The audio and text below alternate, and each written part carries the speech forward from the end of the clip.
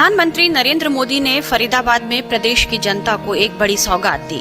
PM Modi ने 2600 bed के अमृता अस्पताल का उद्घाटन किया।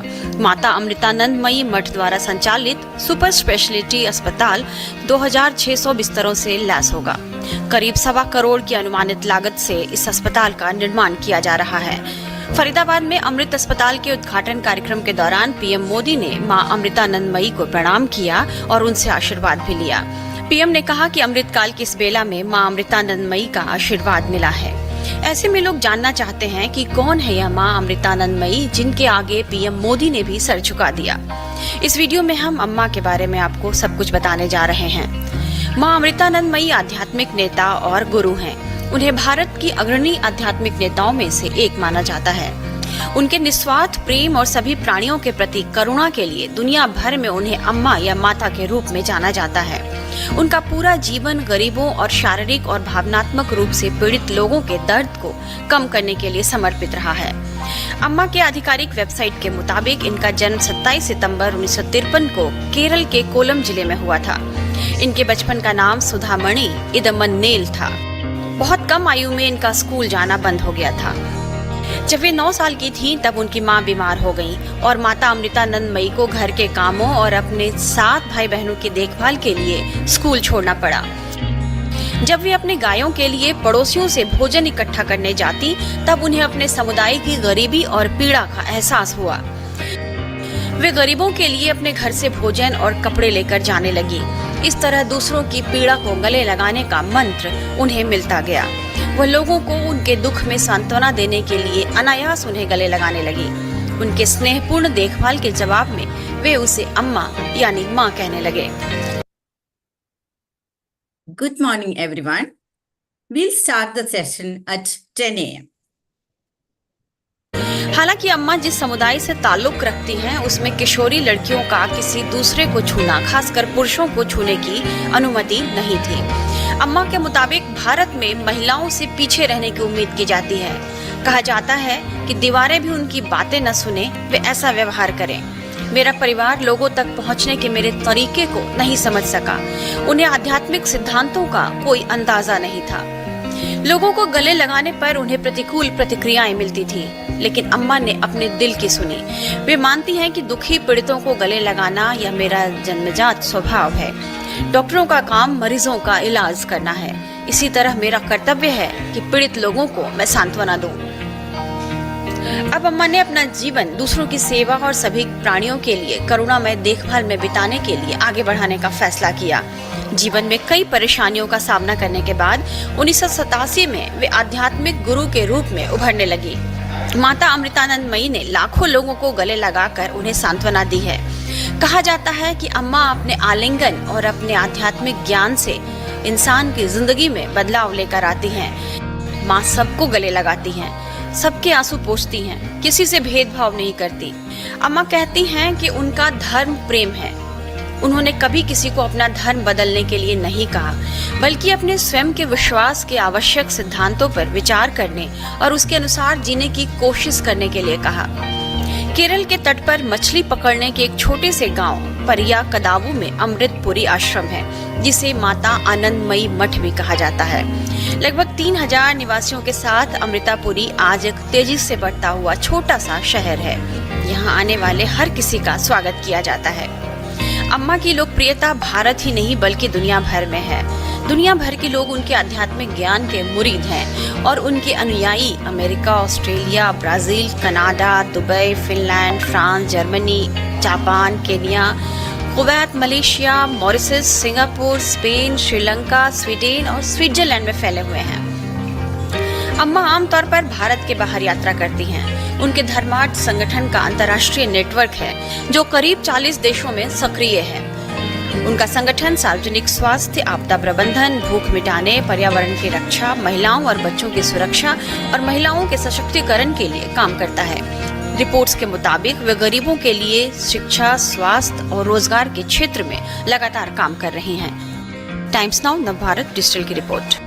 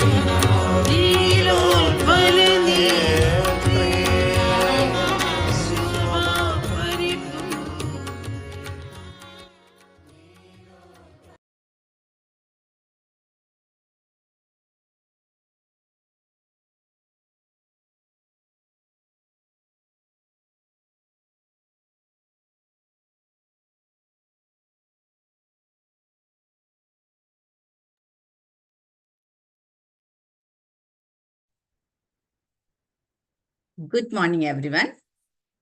Greetings from Amma Kuwait, the spiritual organization of the devotees of Sadhguru Sri Mata Amritanandamayi Devi.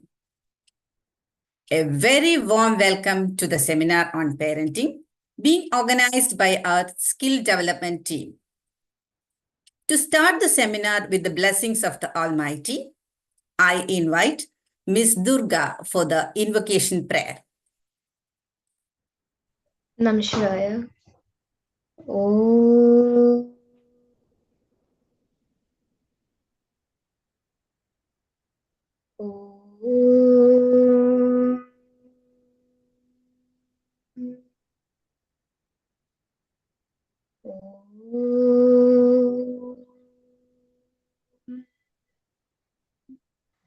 Om Shri Gurubhyo Namaha Hari Om.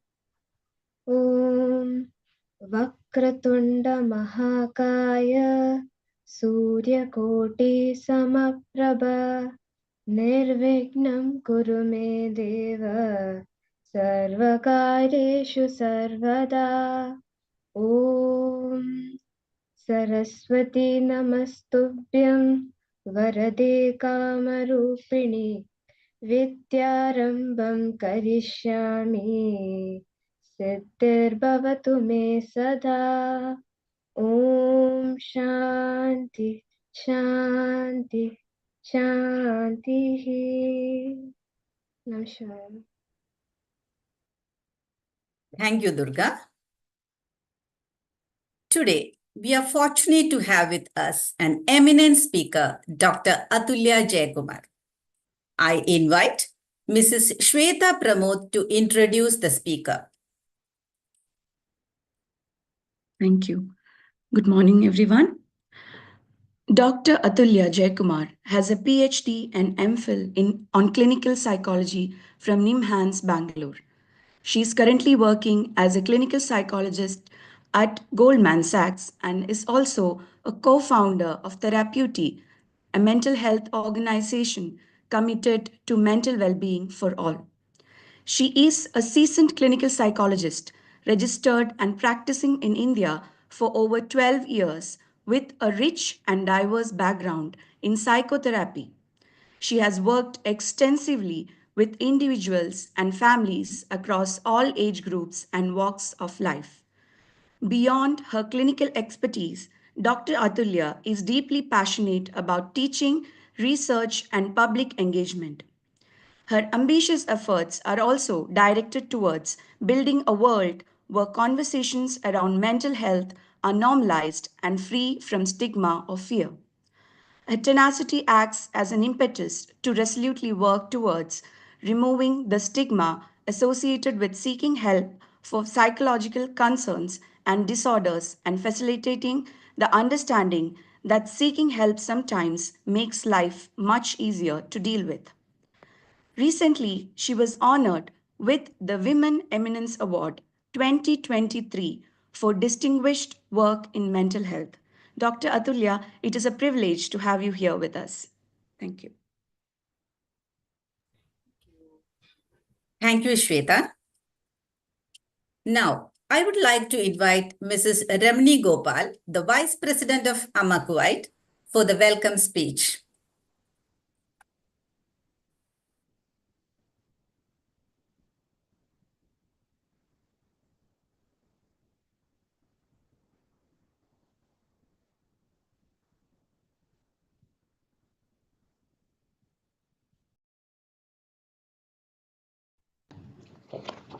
Thank you. Namaste to one and all. It is a pleasure to see such an overwhelming participation of over 100 plus parents and few children attending this seminar today. It has become indeed a need of the hour to educate ourselves and on the importance of emotional strength and digital balance. With this as our focus for the day, we as part of Amma Kuwait is very happy to welcome Dr. Atulya ji, our main speaker for the day, and each of you participants to this parenting seminar. Before we start and without much delay, let me give you a brief introduction about Amma Kuwait and its activities. Amma Kuwait is part of global humanitarian organization called Mata Amritanantamayi Mat, founded by spiritual leader Sri Mata Amritanantamayi Devi, also lovingly known as Amma. The organization is rooted in the principles of compassion and selfless service. Over the years, it has grown into one of the most respected charitable organizations in India and internationally. Amma Kuwait is headed by President Mr. Divakaran Ammanath and supported by several dedicated volunteers. Amma Kuwait's efforts are inspired by Amma's message of love and service to the world. One of our main initiatives is bring up a generation that is responsible and independent, for which we have Amma Kuwait skill development programs conducted occasionally that focus on preparing them to become our future leaders. This is led by Dr. Sri Krishnan, who takes extra leap to ensure these programs are rented in a way that helps the community at large. Furthermore, today's seminar is a proud reflection of Amma Kuwait's commitment to women's empowerment, as it is fully hosted by Stri Shaktis. Without much delay, I would once again extend a very warm welcome to one and all, and now handing over the platform back to the MC. Thank you. Thank you, Ramani-ji. To help you navigate today's session, we would like to start with a brief outline and a few guidelines. The presentation by our speaker will be approximately 1 hour and 15 minutes. After this, we will have a dedicated question and answer session. The questions that you sent us during registration have been sent to Dr. Atulya. During her presentation, she will address those queries. If you have any further queries, please feel free to type your questions into the chat box. We will ask those questions to the speaker on your behalf. Your audio will be kept muted by our technical team. Now, it's my proud privilege to invite our speaker, Dr. Atulya Jayakumar, to start her session. Dr. Atulya, the stage is all yours, please. Thank you so much. I'm hoping that I'm audible and visible for all of you. Thank you for the warm welcome. Thank you for this platform. And I'm really glad that all of you are organizing so many programs for not just the development of all of you in terms of growth academically or educationally, but also in terms of spiritually, in terms of emotional growth. And this is going to be one such session where we're going to focus only about emotional development and how to keep ourselves psychologically minded in a world which is so complicated. My name is Atulya, like everybody has told you already, but I'm just taking a minute so that I can tell you guys a little about myself. I am a clinical psychologist. I am a psychotherapist, been practicing in the field for about 12 years right now. Apart from my routine therapy work that I do, one of the things that I absolutely love doing is talking with people like all of you, talking about mental health and mental well-being in general, and trying to make sure that we have a world where mental health conversations are no longer stigmatized or hushed behind doors, but talked about openly, and to try and see where we can educate ourselves to become more mentally solid. Mental well-being gets a lot more importance. And today is going to be one of those programs where we try and do that. I'm also part of Therapeute. I'm a co-founder for my organization called Therapeute. So in true Therapeute fashion, there are going to be a few ground rules that we're going to try and keep in mind during the entire session. I'm sure you've all attended a lot of sessions, done a lot of webinars before, but what makes this also a little different is the fact that we're going to be talking a lot about mental wellness. And in that space, I would really want for this space, the next 1 hour, 2 hours that we spend together, to be as safe as it's possible for all of us. So for that, I'm setting a few ground rules for all of us. The first ground rule being, I'm hoping that this space is going to be a safe space for all of us. When I say safe, during the presentation and after the presentation, when we are probably interacting with each other, I would request for all of us to keep in mind that if there are any personal sharings that are taken part in this particular 2 hours that we talk together, none of the stories are taken outside this room.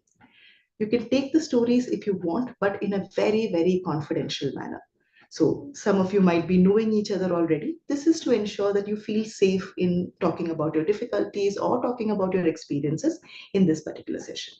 So please make sure that if you're taking a story from here to maybe discuss it with your partner or with your children, do make sure that you're not breaking their confidentiality by not mentioning them.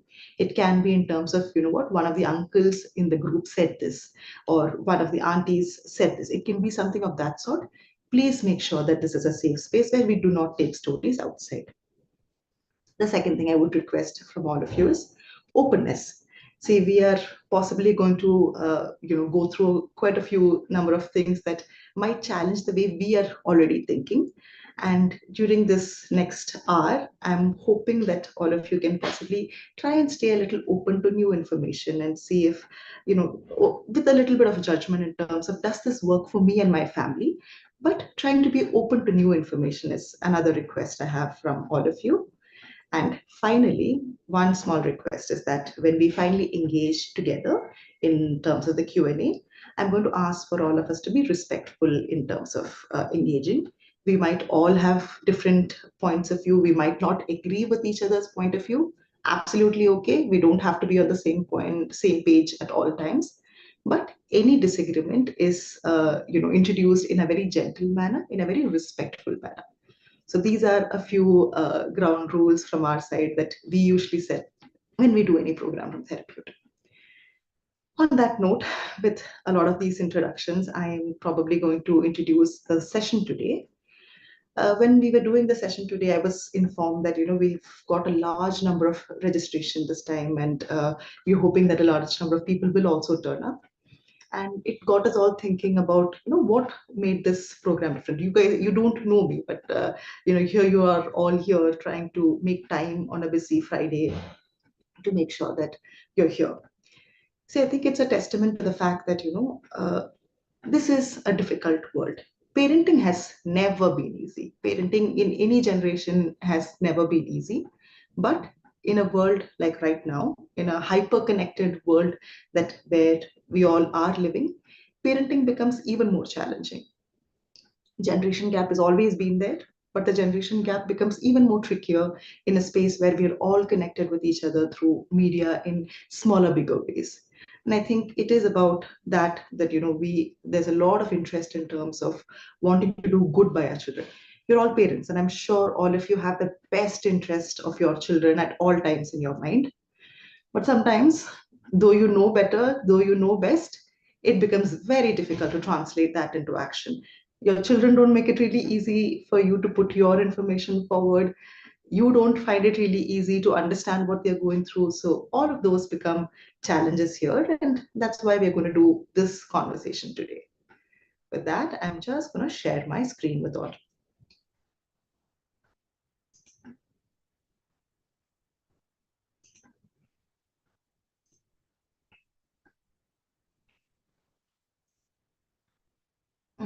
Sorry.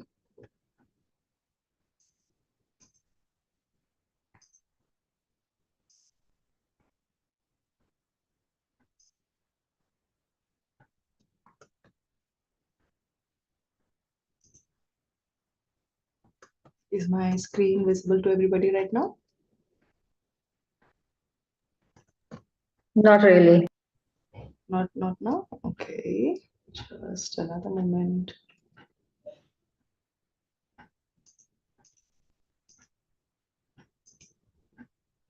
Now? Yes, Now yes. it is visible. Yes. Wonderful. Great. All right, we start again. So yes, you have an introduction to me. So today, what we're going to try and do is how to build safe spaces and strong minds If there is one thing that I would really hope that you would all take back, if there is only one thing that you would take back from today's session and one thing that you would put into practice for your family, it is going to be about how to build emotional strength and emotional safety in your family. That's going to be the only request. If nothing else, that's going to be what I would want for all of you. Now, before we go into what emotional safety is, so today, since we are not going to be able to interact during the presentation, what we're going to do is we're going to stop multiple times so that we can sit and think a little bit about, some of these experiences for ourselves too. So the first thing I would want for us to think about, when you're going through a difficult space, when you're possibly having a problem, when you're having a difficulty, when you're having a fight, who is that one person that you go to and discuss your difficulties with? I'm not asking for you to unmute yourself and tell me, but I want you all to take 1 minute to just think about it. Who is that one person, or who are those people, your people, that you go to when you have a difficulty?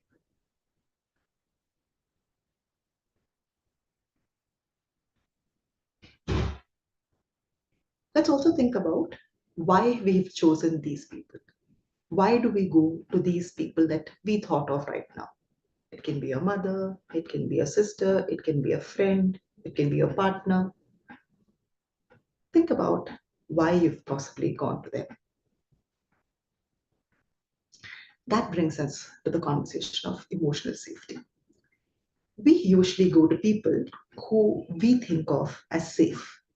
We don't necessarily go to people who can solve our problems or find the best solution for us. Not necessarily. But most of the time, we will always only go to a person or people with whom we feel safe, with whom we feel like we will not be judged, they will understand us. This is going to be the core principle that we will have to keep in mind for our own families too. See, emotional safety is basically to know that you will feel secure, accepted, and understood when you talk to someone about what you're going through. It's to know that you can express your thoughts and feelings without the fear of judgment or maybe even punishment. I'm talking about punishment particularly for children in mind, keeping children in mind.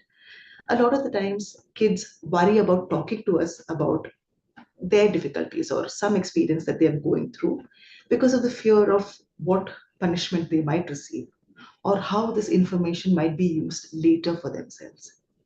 And that does not give us emotional safety.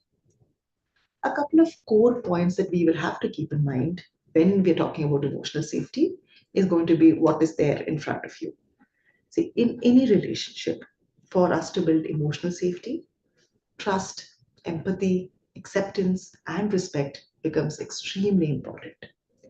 This is all the more also important when we're dealing with children of all ages.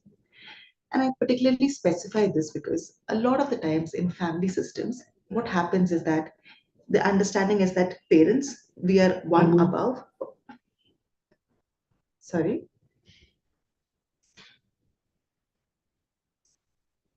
All right. I think I will go ahead.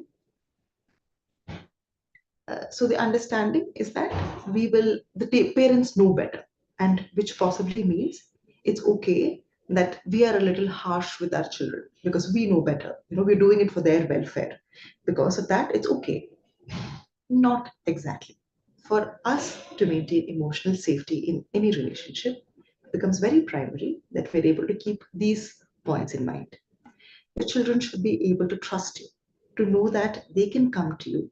And this information is not going to be used at a later point in time. Sometimes what happens is that, they come and tell you about some mischief that they've done or the fact that, they fell asleep in class. And at a later point in time when they're watching TV or, they're doing something else, you come and tell them that, hey, this is why I keep telling you should sleep on time because you don't sleep on time. And like that day in the class, you will fall asleep again. They should be able to trust that this information that they share with you is not going to be used against them. That's going to be really important.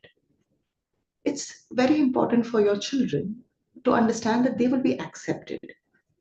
Now, a lot of the things, a lot of the experiences that they're going through may not be what we understand or we possibly agree with. Say, for example, their need to have friends or their need to talk to their friends for hours together.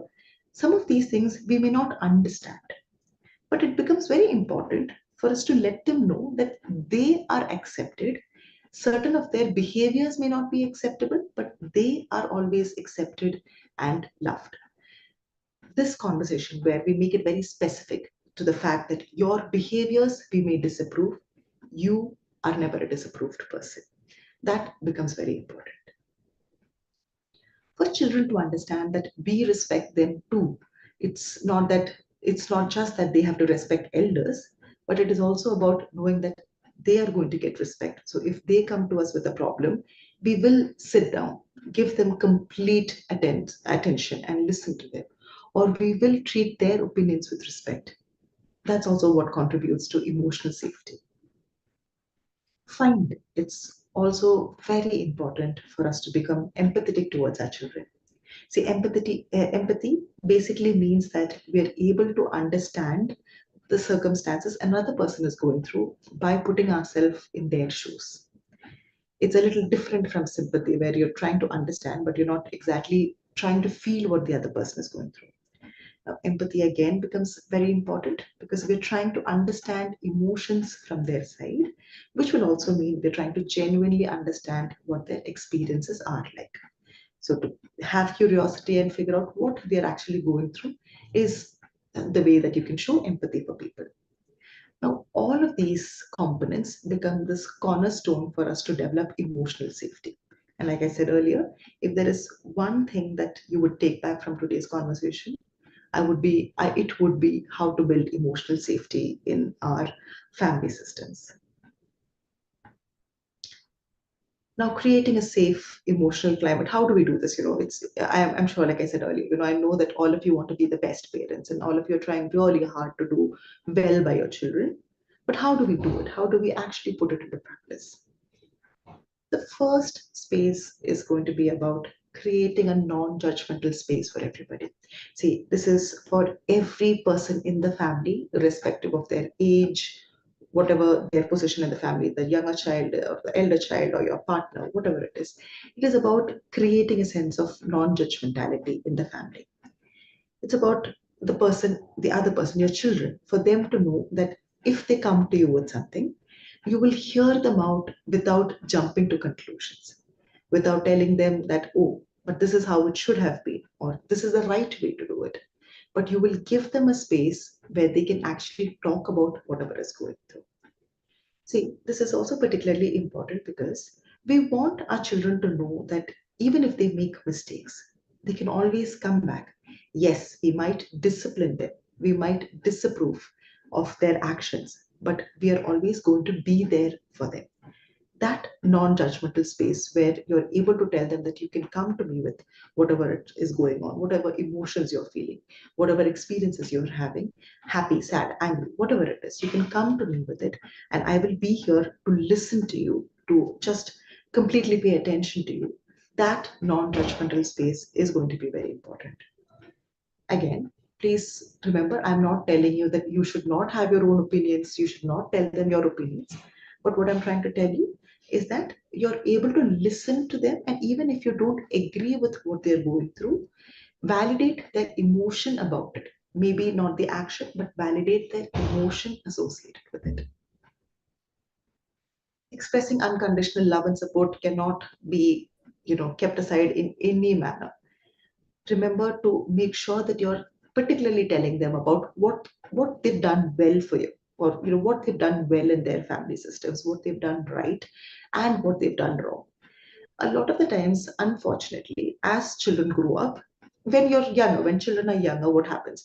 Every time they do a small thing, you're like, oh, yeah, wow, wonderful, congratulations. Children get gold stars for every small achievement when they are in play school and, younger classes. Every achievement is sort of lauded so much. But as we grow up, generally what happens is that not every small effort is sort of recognized. It is the bigger achievements that get, promoted and talked about. Yes, when your child comes first in class, you're possibly sharing that message to all of your groups. When your child is doing well in some, say, painting competition, that you're sharing with other people. But how often do we pause enough to tell them whenever they reach stages of it also? Say, for example, when they have started painting and when they're able to do small steps, are we able to encourage them at that point in time? Are we able to give them gold stars for that at that point in time? That becomes a very healthy practice. So expressing unconditional love and support, no matter where in the journey they are, whether they're doing really great or whether they are in this stages of work towards themselves, even there we show them our love and support, and that becomes important. The final point that I want to talk to all of you about today in this space is about modeling healthy expression. See, we cannot create a safe climate or safety in terms of expressing emotions unless and until we model it ourselves. I want all of you to stop and think, what happens when I am angry? When I'm angry or when I'm sad, what do I usually do? Do I talk about it? Do I, suppress it? Do I, get really angry and do I bang doors? What do I do when I get upset or angry? Or what do I do when I'm happy also? Do I go and share my happiness with everybody? Do I usually keep quiet about it? What do I do when I'm feeling an emotion?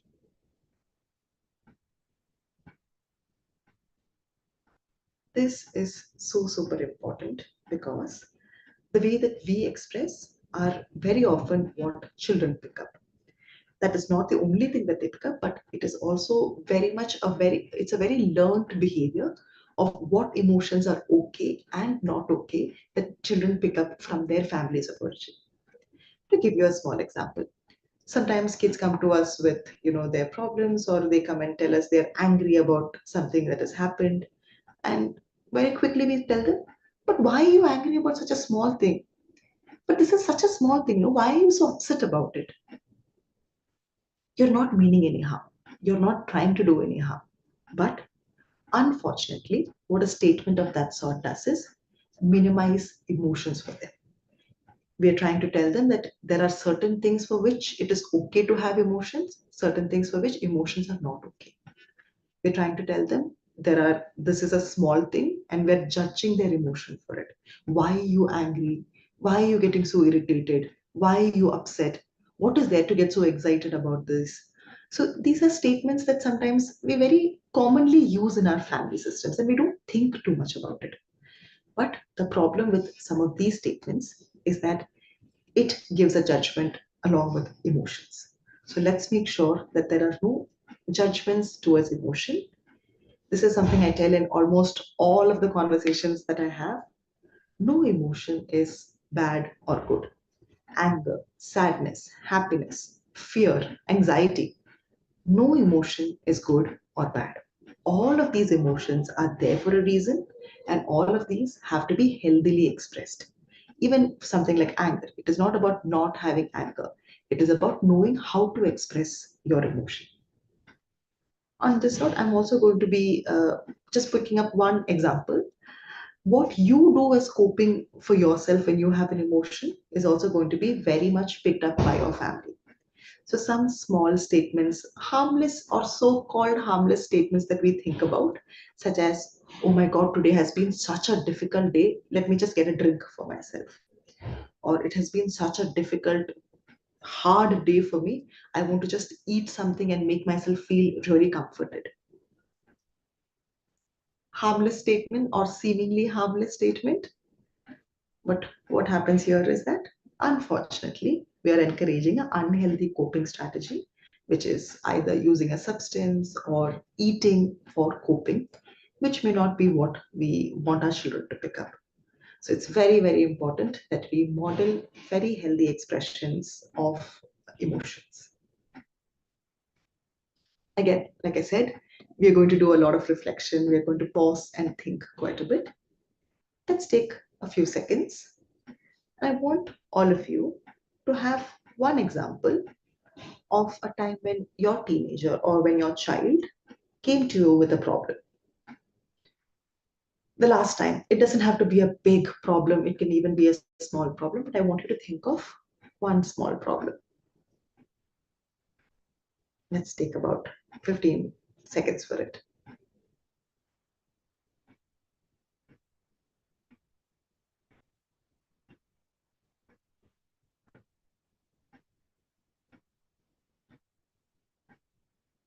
Now, with that, I also want you to think, how did you respond when they came to you with a problem?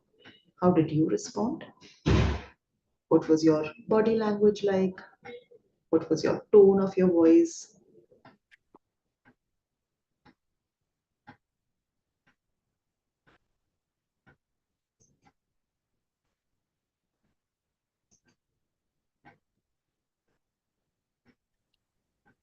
I also want us to think in terms of when that happened. Did I jump to a conclusion? Did I lecture them? Did I ignore them?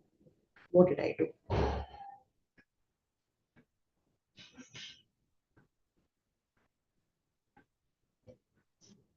With this, I also want us to think in terms of how we can do slightly better. That's what we're going to try and do.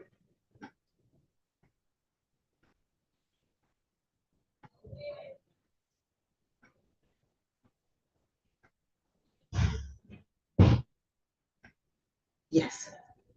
A lot of the times, I'm hoping that all of you have one example for yourself, maybe, and you have one example of how you reacted, and possibly a feeling of what we could have done a little better. See, the last point that I mentioned over here, in that, when my teen is upset, do I listen, lecture, or ignore?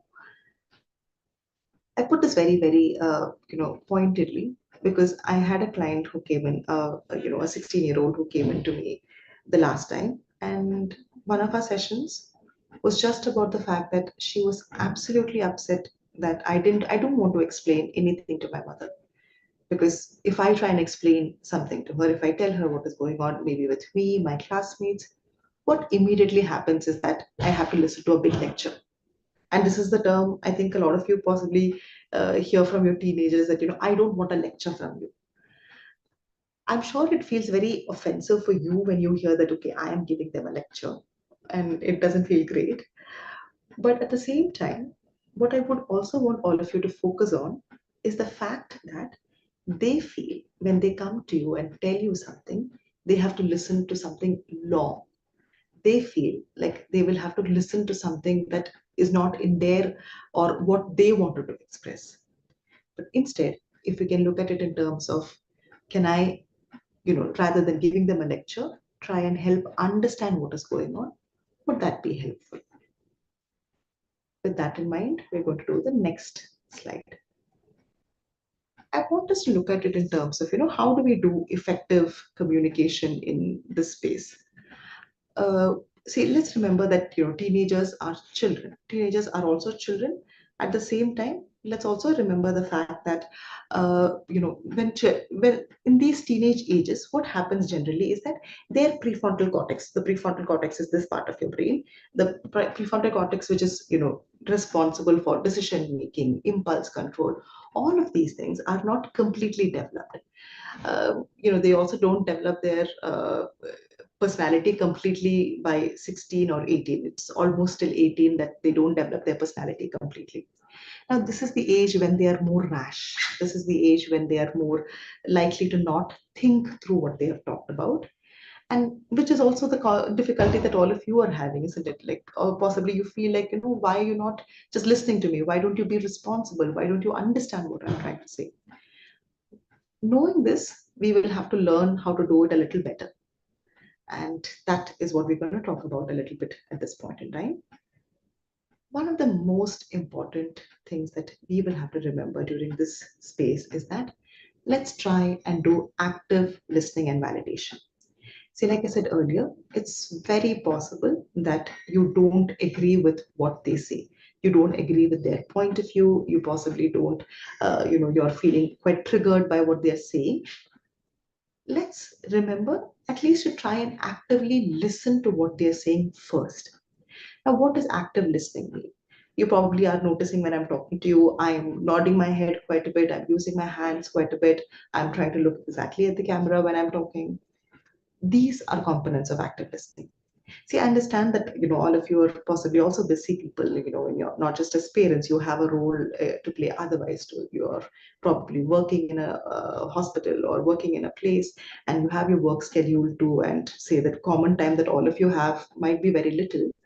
But what I also would want for you to try and do is that when a child or when your teenager, adolescent comes to you with anything that they want to discuss, an experience that they want to discuss, try and see if you can pay complete attention to them. Say, for example, imagine the fact that someone's coming to you, or your child is coming to you, and you're washing your dishes, and they're saying things like, what, ma, this happened, and the teacher yelled at me, and it was just so terrible. She just yelled at me, and in front of the entire class, she just took out my homework, and then she said, how dumb are you? This is so bad, and all of these things. And you're washing your dishes, you're listening to them, but you're washing your dishes and saying, oh, that's so terrible. Do you want me to talk to your teacher? Do you want me to do something about it? And yes, the child is hearing you say that, I'm here. Can I help you with something? Cut to another space. Imagine you're washing your dishes and your child comes and tells you this. You stop that. You turn to your child and say, okay, you hold their hand possibly and tell them, okay, tell me again. Sorry, I was a little distracted. Tell me again what happened. Oh, that must have felt terrible when the teacher said that or picked up on you in front of the entire class. Remember the difference. The fact that you're doing some activity and listening to your child versus looking at your child directly, holding your child's hand, and then talking to them makes a world of a difference. You may not be able to solve the problem for the child, but you're able to tell them that you are there for them. You are wholly there for them.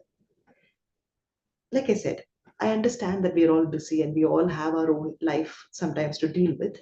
But when there are these critical conversations, let's make sure that we don't multitask. And that is a lot to do with what active listening is. Validate their emotions, even if you don't agree. I'm saying this multiple times, but yes, even if you don't agree with what they're going through, even if they don't feel that it's right, validate their emotion. So even if you know that your kid did that homework in the last moment, and they must have done a haphazard work of it, instead of pointing that out, saying that but you did it last minute, it must have been terrible, that's why your teacher picked on you. Instead of going into that space, hold the fort to say, oh, that must have felt terrible. At a later point in time, when they're not triggered, when you're not triggered, bring up the point that, oh, but do you think that, maybe you did the homework at the last moment, and probably that's why it was not of good quality. It was not right for your teacher to pick on you, but can we do something to improve the quality of it? So have that important conversation that you want to have, but at a later point in time, not when they are trying and telling you about what they're going through. This is super important in all relationships. I have a lot of couples who come to me and tell me that she doesn't listen. She's always just talking. Or wives who come and tell me that I'm trying to tell something to my husband and he's immediately jumping into problem solving. That is a huge pitfall that I would want all of us to try and avoid. The second thing that I would want all of you to try and do is use I statements. See, when you say something like you are annoying, and when I say something like, say, I feel what you did was annoying, it's very different. Now, when we use I statements, it takes away the sense of, blame game that happens. The you word usually brings in a lot of blame. It makes the other person also very defensive. So when you say something like you've not done something properly, it just makes me defensive and makes me want to defend myself. Say that, okay, I want to give explanations for why I did that. I want to tell you that this is the reason I did this, and it's not because what you're thinking about me. So it makes you very defensive. And all of us have that sense of defensiveness, or most of us are quite defensive. Using I statements really help you in that manner.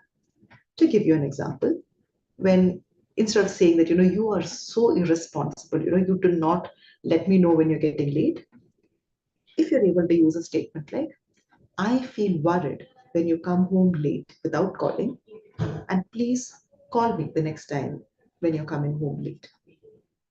That is such an effective statement when compared to you are so irresponsible. So try and use I statements whenever you're trying to bring a topic of importance, something that you want your child to change. The other part of it is going to be in terms of avoiding blame and criticism. See, I know that you do want to pick up some of the things that are happening which are negative in a state. I'm not trying to say that do not correct your children, don't bring up criticism at all. But let's make it a healthy way of putting it up. So, like I said again, instead of using you statements, let's try and use I statements. That's going to be one. The second thing is to try and make it very specific to what you're talking. So, for example, instead of saying that you are so irresponsible, you're never taking care of things, talk about it in terms of I am concerned about the fact that you have not been completing your chores. It's your concern, isn't it? Yes, they haven't been doing it, but it's your concern. So instead of saying that you are irresponsible, you are never doing your things on time, bring it to I am concerned that you are not able to complete your tasks on time. They're more likely to listen to you and probably likely to become less defensive if you're using a statement of that sort. Again, jump into problem solving is an error that a lot of us try and do. Whenever someone comes to us with a problem, we try to just immediately find solutions. It's coming from a good place. You want to help them out. You're not trying to, invalidate them. That's not your intention. But unfortunately, what happens is that you end up invalidating yourself or the other person, unfortunately. Take an example of, you and say maybe a colleague that you have, or say, with a partner. Just take an example of, you go to them, when you go to a person with, say, your experience that you've had, you're not always trying to get solutions from them. It's not that you're not capable of finding solutions. It's not like you don't know how to find solutions for yourself. But you go to another person because you know that they are going to be there to listen to you and say, it's okay, don't worry. Why do children often go to their friends when they're having problems? Children go to friends because they feel like, yeah, they will listen to me. They will understand what I'm talking about. And my father or my mom might not be able to do that. So let's not jump into problem solving, and let's try and see how we can, listen, validate, understand completely before going into anything. One very healthy practice I would ask for all of us to have in our family is to have a discussion time. Have a scheduled discussion time for you and your family, if possible, on every, like, say, a 2 or 3 day basis. A day-to-day discussion time would be wonderful if you're able to do it. But if you're not able to do it on a day-to-day basis, at least have it once every couple of days. Now, what happens in a discussion time? A discussion time is for the family to come together to talk about whatever has been going on in their life. Whatever has been happening, the things that they enjoyed doing, the things that they did not like, all of it. It's a space where we will, no matter what, come together and discuss. There are going to be days when there is nothing particular to discuss. It might just be routine, the corporate terms of BAU, business as usual, that is going on.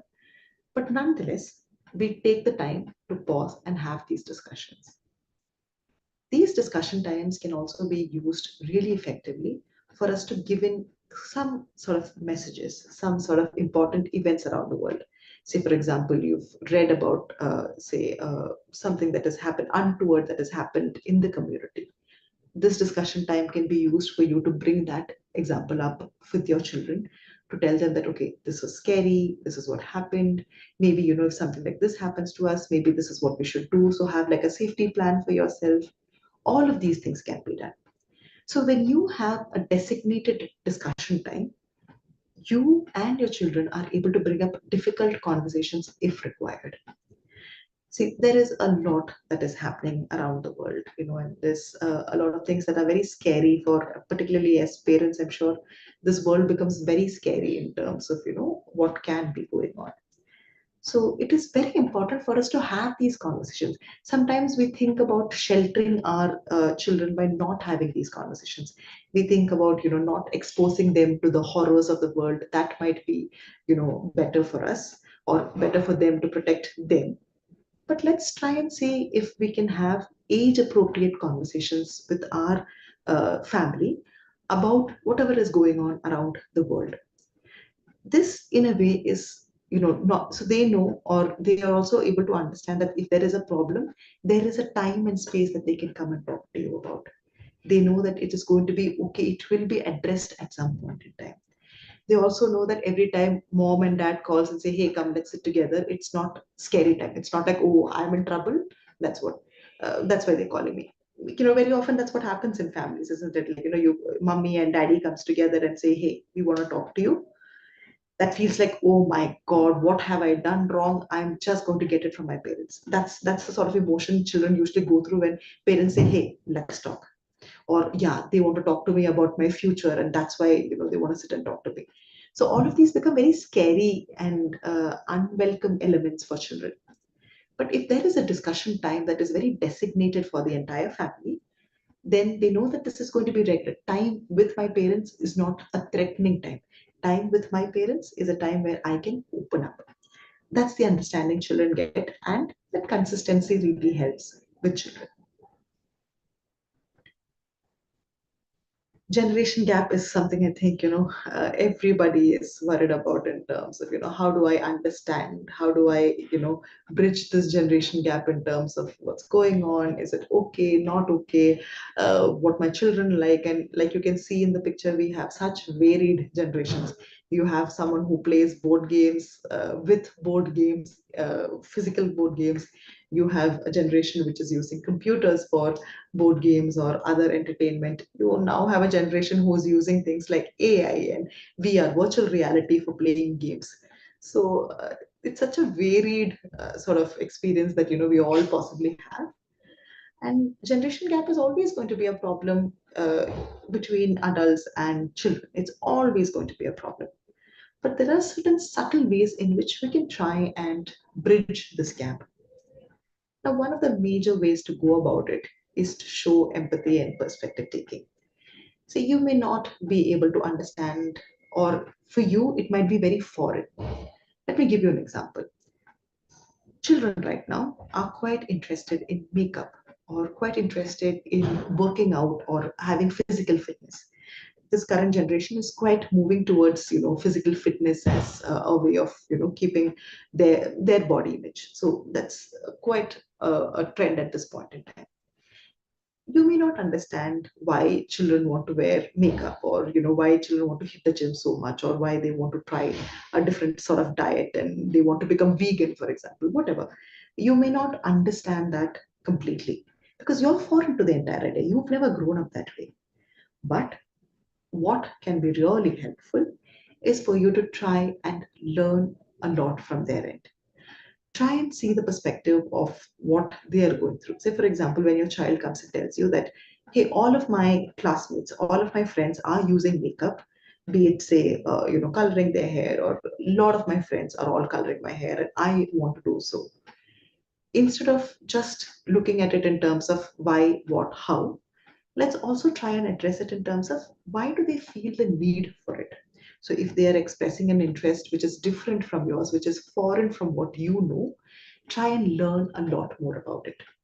Show curiosity and genuine curiosity. See, let's remember, we cannot fool our children. Our children are smart. You can't fool them by just trying to show interest, saying that, okay, let me understand why makeup is so important for you. But in your head, you're like, I know best. Whatever she says, I will at the end of it say that, it's going to make your skin terrible, so we can't do makeup. I know. So you going with that perspective, I'm sure your children will pick it up very, very quickly. Instead, try and show genuine curiosity to understand about it. See, your children are also very, very adept at a lot of information at this point, which you possibly don't know. Be ready to learn from them. So say, for example, they know makeup tricks, maybe learn makeup tricks from their side, which you can use and possibly help them in understanding, okay, this is their worry about their body image and what do I do for it? So if apart from makeup, is there another way that we can strengthen the feeling that you have about yourself or your body? A lot of the peer pressure difficulty comes for children because they don't have an identity of themselves.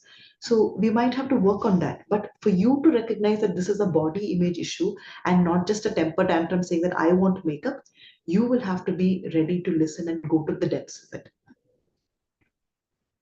Find a common ground. See, like I said, it's going to be very difficult for us to have interests that are very similar to them because we've possibly not been exposed to some of these things. Try and see if we can come and find a common ground. Say, for example, there are value systems that you have which may not match their value system. Try and engage genuinely in terms of saying that, okay, I will attempt this, this interest that you have, I will try doing this with you. But in exchange, I want you to try this with me. Say, for example, your child is into gaming. You will probably help him say that, okay, I will try and understand why gaming is so fun for you. We will sit and do that together. But what I also want is, I am a very spiritual person. I would want for you to try and join me in my spiritual practice, or join me in an activity that I like when we are doing this. So make sure that you're finding common ground in that manner. I'm also going to be very, careful about saying that let's also try and respect the autonomy and individuality of our children. Children are children, yes, but you cannot treat them as people without any opinions or people who do not have valid opinions or educated ideas. You cannot treat them as small children that way. If you would want children to be able to talk out, speak out with other people when something is wrong or something goes wrong for them, you will also have to respect the fact that they will use the same opinions for you too. It's not a bad thing. It's not a bad thing for your children to have opinions. Yes, it is inconvenient. I'm very aware of the fact that, especially when children have different opinions than we have, it becomes slightly inconvenient. But let's respect their autonomy and individuality. See, a lot of the times I see parents over monitoring or even pushing your own value system to your children because for the fear of bad reputation or for the fear of them getting exposed to difficult things and all of it. But the problem with this is that when you over monitor or when you push your ideas on on children without proper explanation, they tend to become secretive. It very rarely happens that they're not doing it. Yes, sometimes they don't do it, but that's also only because of fear. And that's again not a thing that you want to instill in your children. You don't want children to not do new things because they're scared to do it. See, I find a lot of people who are very, very fearful of change right now. In my routine practice, in my regular clinical practice, this is so common space for people to be very scared of change, anything new changes. So, like, say, I have to change my job, or I have to change, from one city to another city, another country. All of these things bring in a lot of change, a lot of fear, because my understanding is that anything new is threatening. Anything new I should not do because it is fearful. Very often that comes from the fear that we instill in children as as part of stopping them from doing experiences.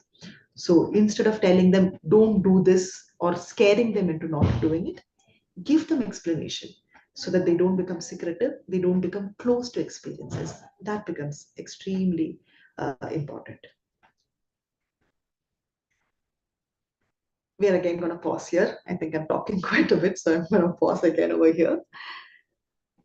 I would like for all of you to take a few seconds here to think of what is one activity that I can learn from my child this month. When we're talking about bridging generation gap, what is that one activity that we can possibly do together, learn from them? Let's take 15 seconds.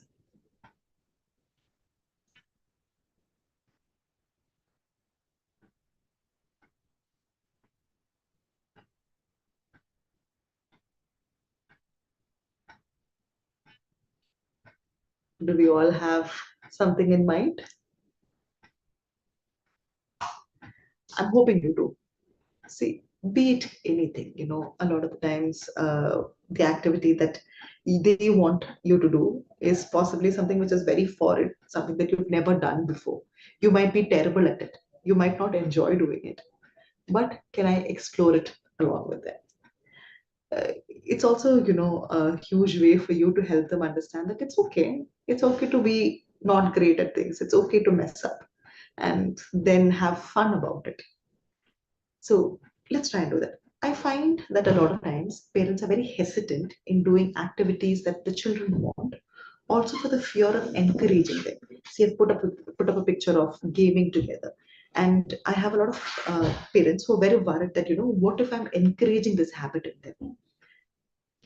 Let's remember what we're also trying. So these opportunities to do shared activities with them can also be a huge learning or teaching moment for you. It can be a teaching moment in the terms that you can show them how or when these activities are acceptable. Say, we are not trying to say gaming is absolutely bad. You're not supposed to do gaming at all. So then the kids can even ask you, why should I go play football or why should I play cricket if I'm not supposed to play gaming on my PS4? Why is it that I should go and play cricket? It's just the same. Everything is game. The game there is also making me feel good. The game here is also making me feel good. Why should I not play it? So your idea is not to vilify or say that these are bad activities. What you're trying to do is that these are activities that can be undertaken for a particular time period. These are activities that can be undertaken during certain hours and with certain restraint. So when you play a game with them, when you play their online game with them, you're one understanding what exactly is so reinforcing over there, like say the fact that possibly the fact that they get points over there, that is very reinforcing, or possibly the fact that they get when they score from one level to another, that makes them feel really good. You're able to understand some of these things and also able to set limits with them.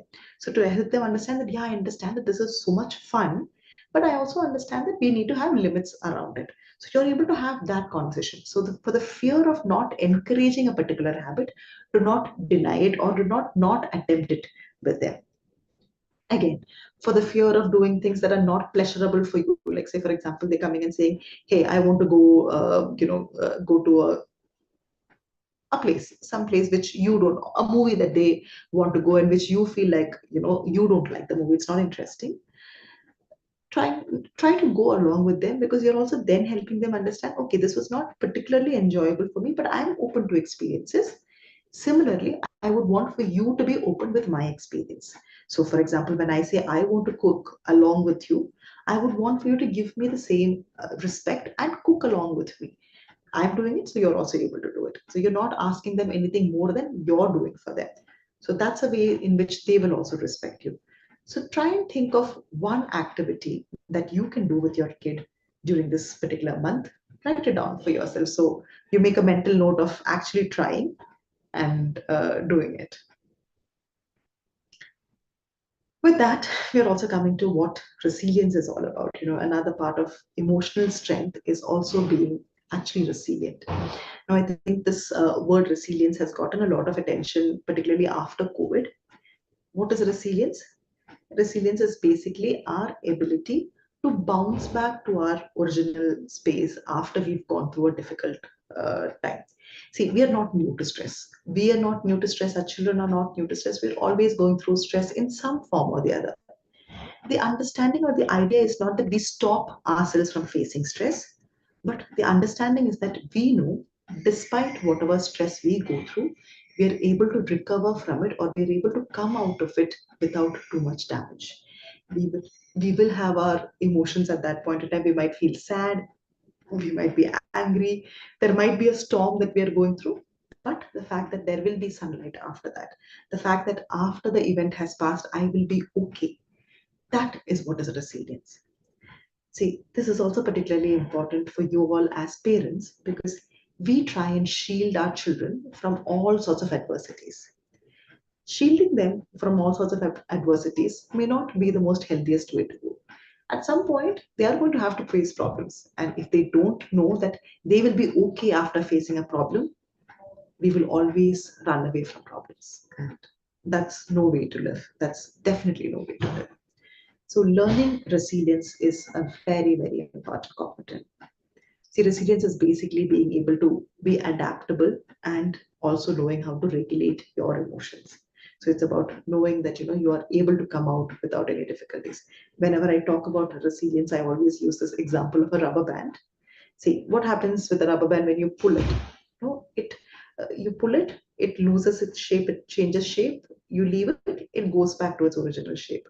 Yes, there will be certain harm to it, or there will be certain, say, stretches to it, but more or less the original shape, which is what resilience in true essence is for all of us humans also, because we want ourselves to know that we go through a problem, we get stretched thin, we are going through a lot of difficult emotions, but we will also come back to our original stage and be okay at the end of the day. So that is resilience.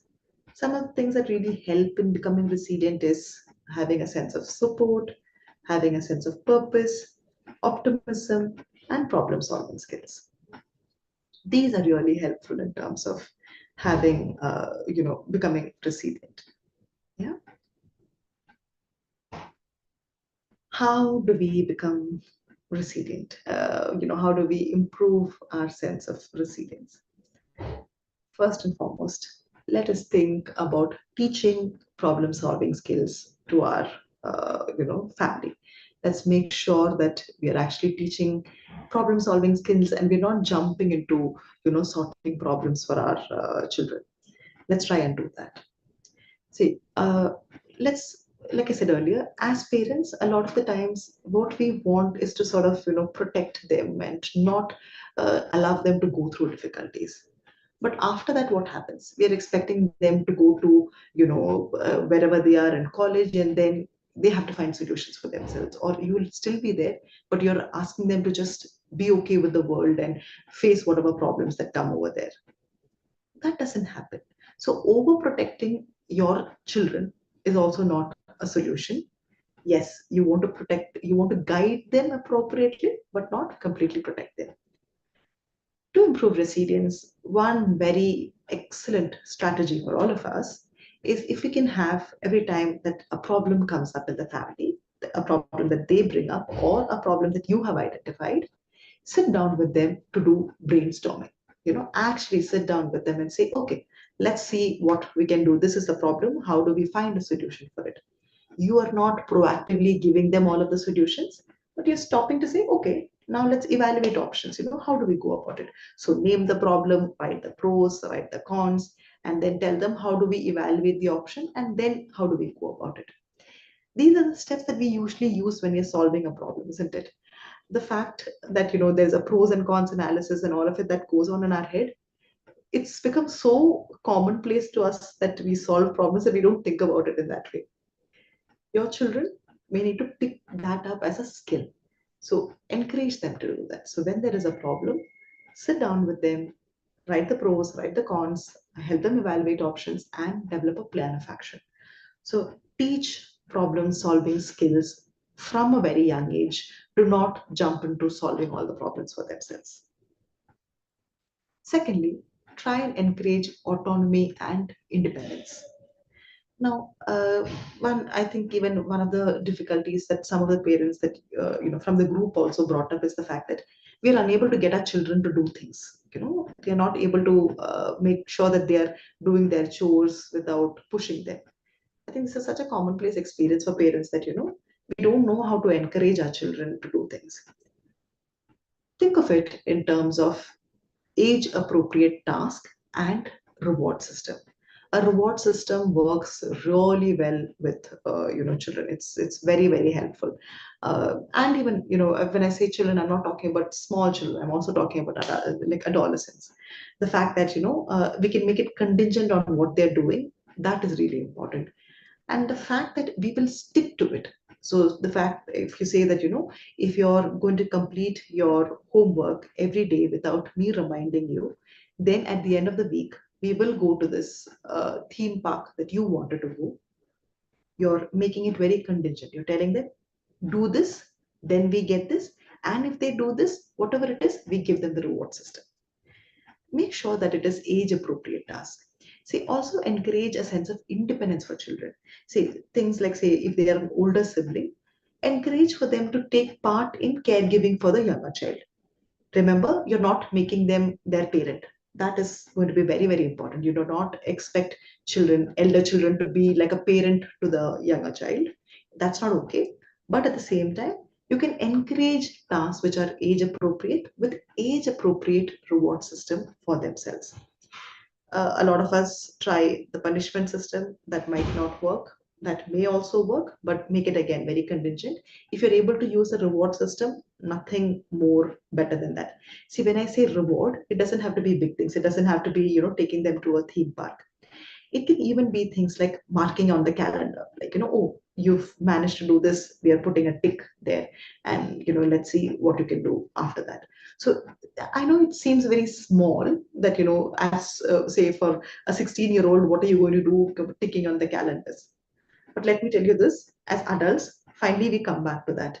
We finally come back to these things like ticking and checking. So a lot of us possibly have this habit of making a checklist for work and then ticking off when we finish things.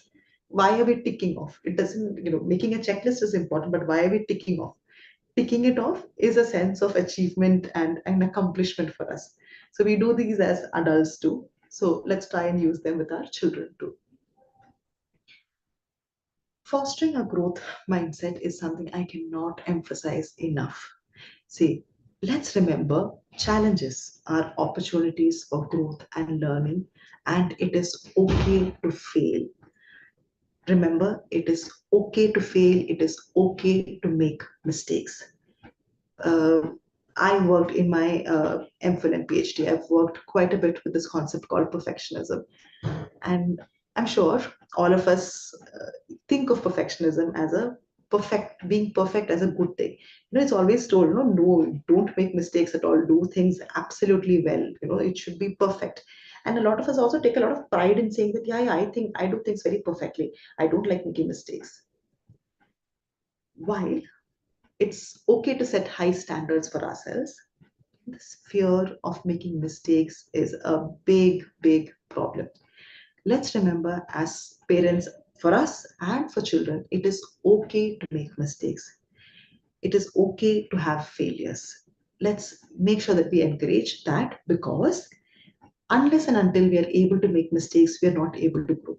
See, if you're constantly doing things which are known and tested, we're not going to try out anything new. There is no opportunity for growth and learn. You will be very stagnant. Just think about it in terms of your work. If you're doing the same thing, you're not going to learn anything new and there's no growth at all. If you're scared of making mistakes, it makes very anxious people. See, like I said, I also work in a corporate space, and it's a big corporate space with people who are very, very high achievers, and people who have done really well for themselves is that space mostly. And a large proportion of the people that I see there are anxious people. People are anxious because it's not okay for them to make mistakes. Any mistake is seen as a big problem. I cannot make mistakes. And making any sort of mistakes, or they're constantly checking their work to make sure that they're not making mistakes. They're constantly making sure that they get feedback so that they're not making mistakes. They're very self-critical. All of these things happen when you're very high on perfectionism. Perfectionism can be both a positive and a negative trait, but it's very important that we stick to the positive sides of perfection. So, which means let's encourage making mistakes. I know it's not happy to make a mistake, but let's normalize making mistakes and learn how to grow from there. Let's not punish for every mistake, which is very, very important. Again, it's also supporting healthy coping mechanisms. See, what coping mechanisms do your children have at this point in time? Try and understand that and try and promote healthy coping mechanisms. Say coping mechanisms in terms of exercise, in terms of talking to people, in terms of crying. All of these can be very healthy, but help them in terms of selecting coping mechanisms. If possible, even have a safety plan for the family that, when I'm angry, I do this. When I'm happy, I do this. When I'm sad, I do this. If possible, even have a safety plan or like an emotional regulation plan for the family, which can be really helpful. Now, in this context, I'm also going to remind all of you that emotions, like I said earlier, are all good. There is no good emotion, there is no bad emotion. It's just important how we learn how to regulate our emotions. Now, the first step to regulating our emotion is going to be in terms of naming and managing, naming our emotions. So, get into the practice of naming emotions, that I'm happy, I'm sad, I'm angry, I'm agitated, I'm irritated. Start using words. You use words, encourage your children also to use these words. Absolutely important. Let's make sure that you understand that, so when you're talking to them also, they also understand that I have these emotions and it's okay for me to have emotions. Uh, for this, I would want for all of you to pause and think, what is my comfort with emotion? Am I able to say that, hey, this made me angry? Am I able to say that, oh, when you did this, it made me feel so good that, I wanted to jump and skip? Are we able to do that? So, for any time we want to manage emotions better, let's make sure that we are learning to name these emotions. I have a lot of people who come to me saying that I do not want to be angry at all. I do not, from now on, I don't want to be angry. I have an anger management problem. And I always pause them and tell them it is not possible for us to become like saints without anger, without any of these emotions. It's important that we learn how not to make it control us. That's the only thing. The second thing in terms of self regulation is about learning impulse control and delaying gratification.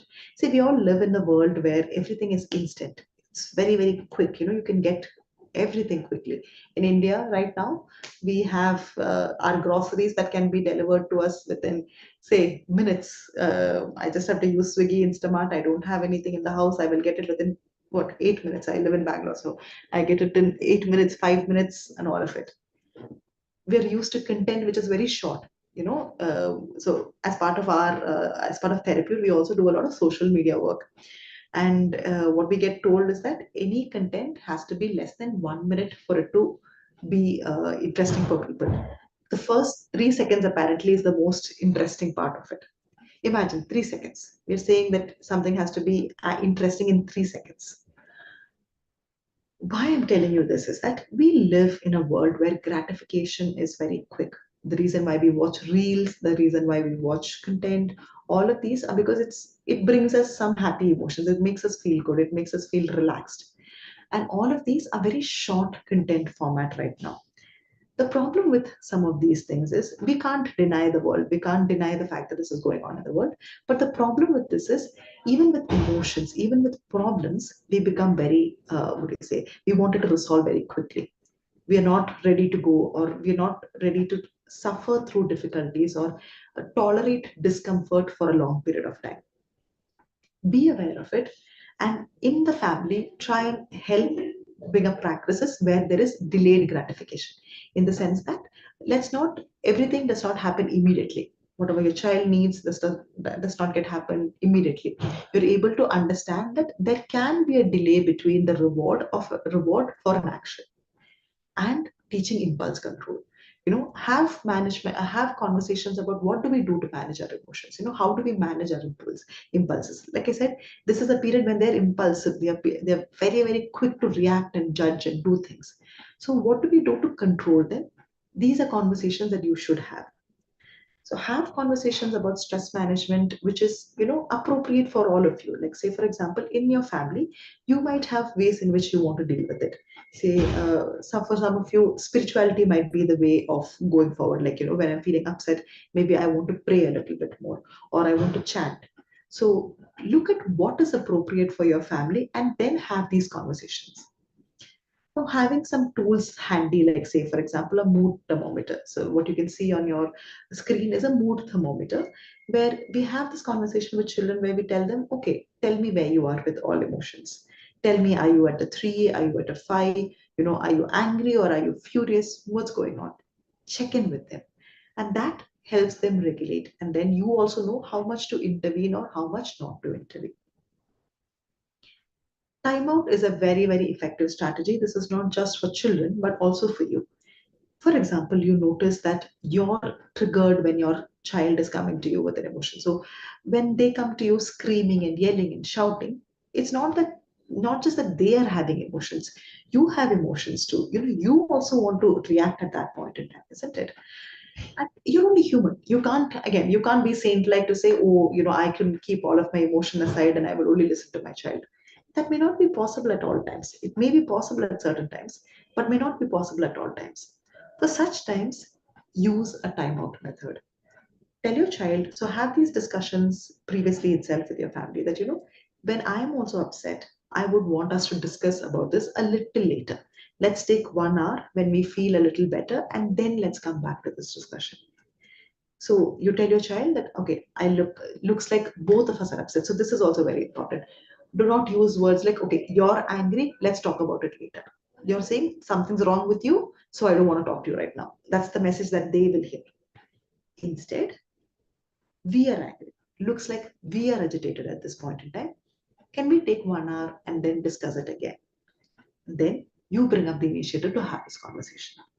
So taking a time out to reduce your own reactivity, reduce their reactivity, and then go for it becomes an extremely helpful way of going about it. Learning some grounding techniques. So when I say grounding techniques, things that make us feel normal, things that sort of make us feel more composed are what we call grounding techniques. Now, one very effective grounding technique that we use in terms of handling emotion is that you ask them to look around and tell or name 5 things that you can see, 4 things that you can touch, 3 things that you can hear, 2 things that you can smell, and 1 thing that you can taste. So basically, we're using all our senses, sensory input. So it's called the 5, 4, 3, 2, 1 technique. 5 to see, 4. So don't worry about what is 5, what is 4, what is 3.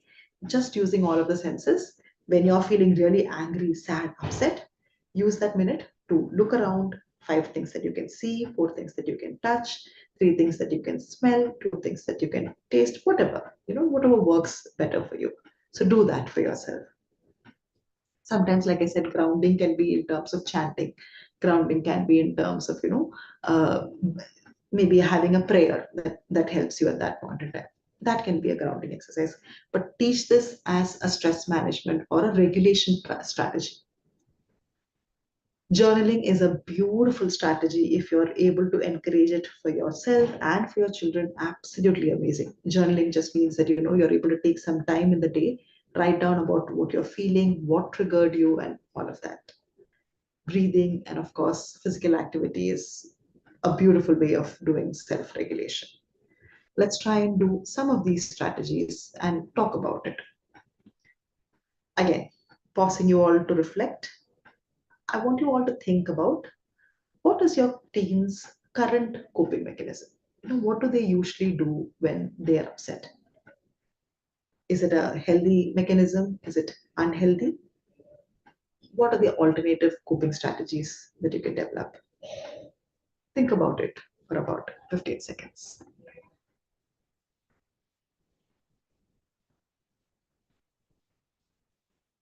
As you're doing that, you can also think about yourself.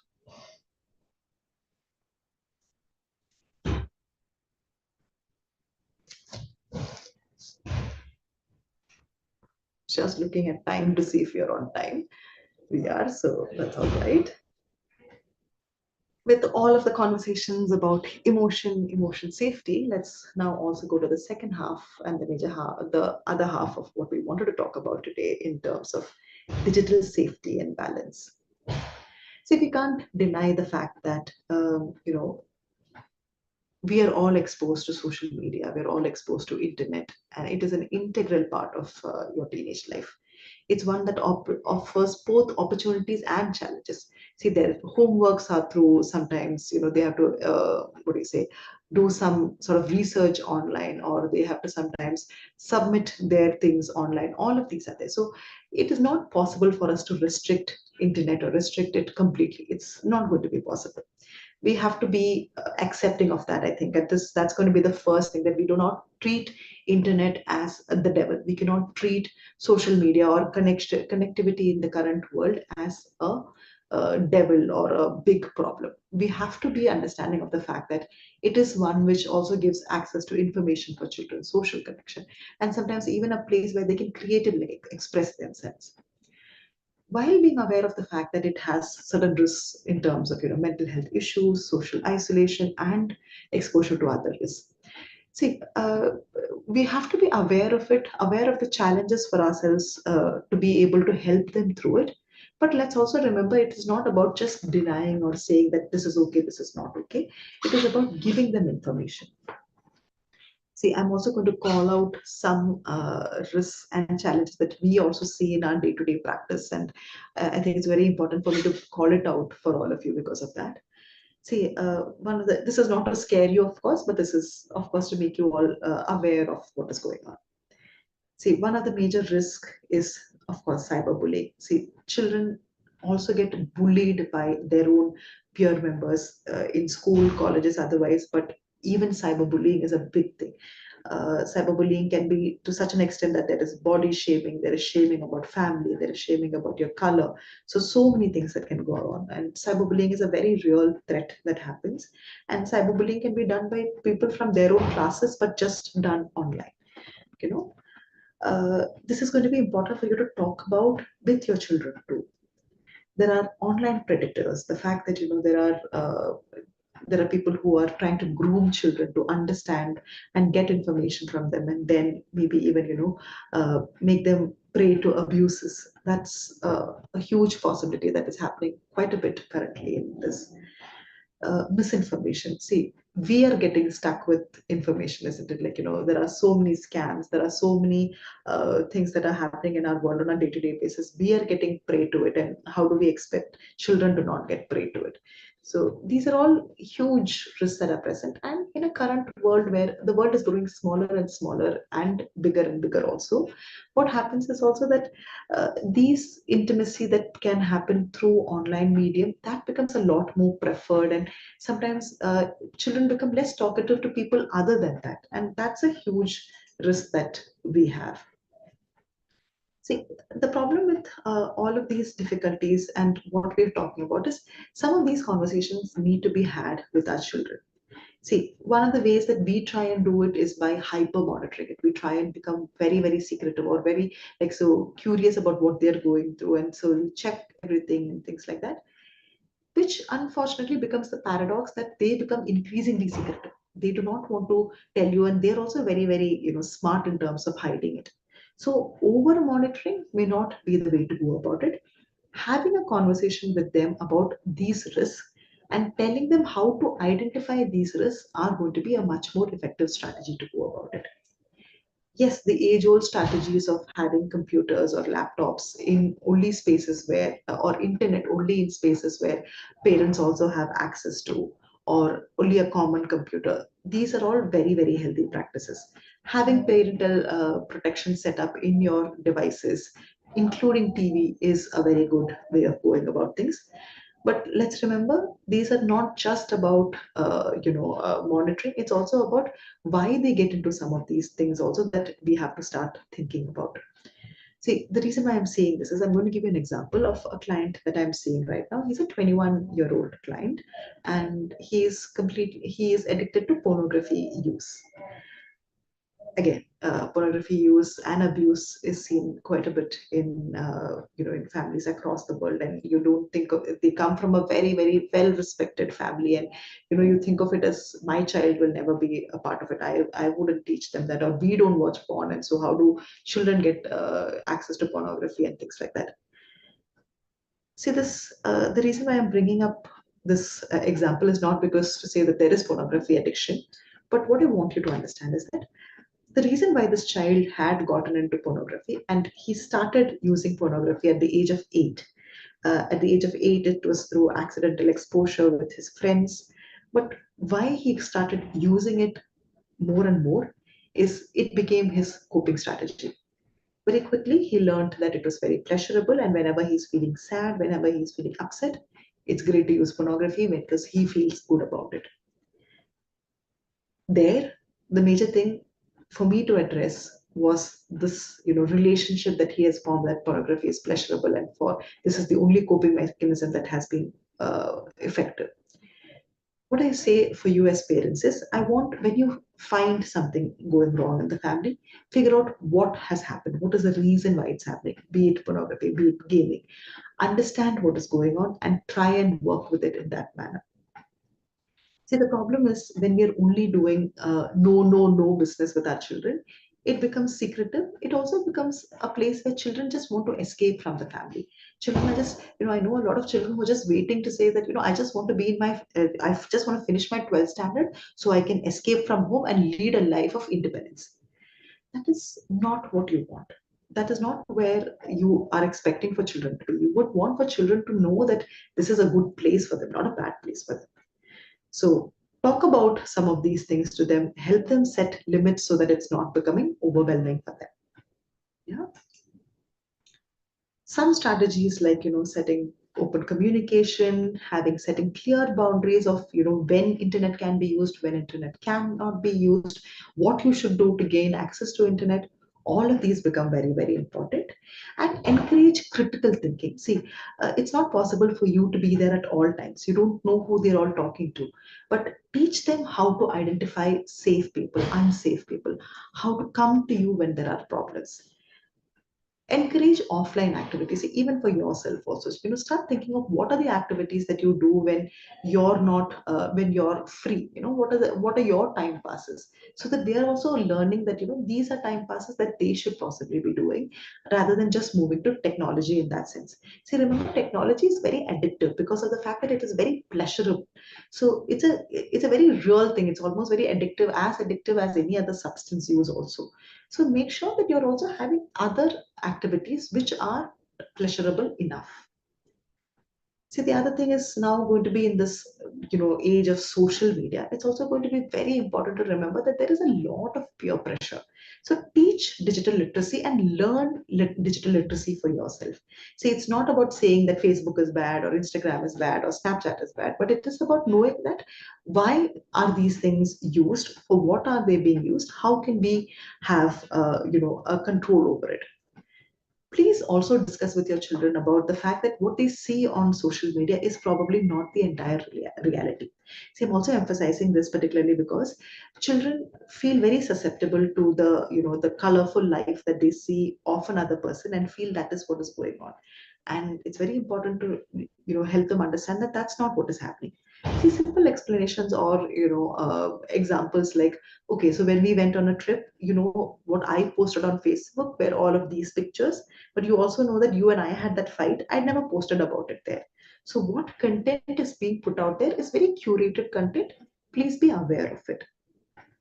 Please promote self-worth beyond screen. See, you cannot deny the fact that we are all being very social media driven. What you can do is the fact that let's promote ideal, healthy self-worth, which is beyond what you see in screen, beyond the likes and dislikes that they get on social media. To be able to do that is going to be important.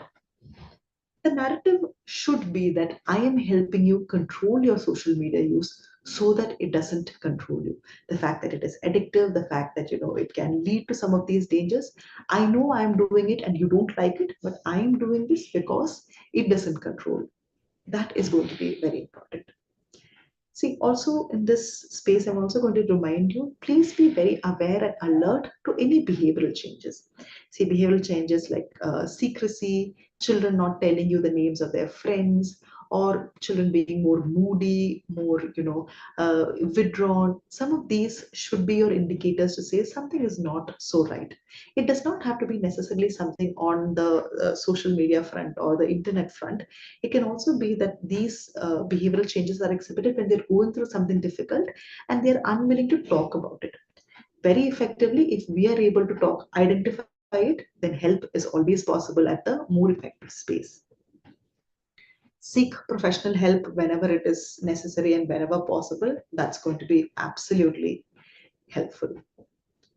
With this, I also want you to think in terms of what is your quality time activity? What is the quality time that you spend with your family, with your kids, with your partner?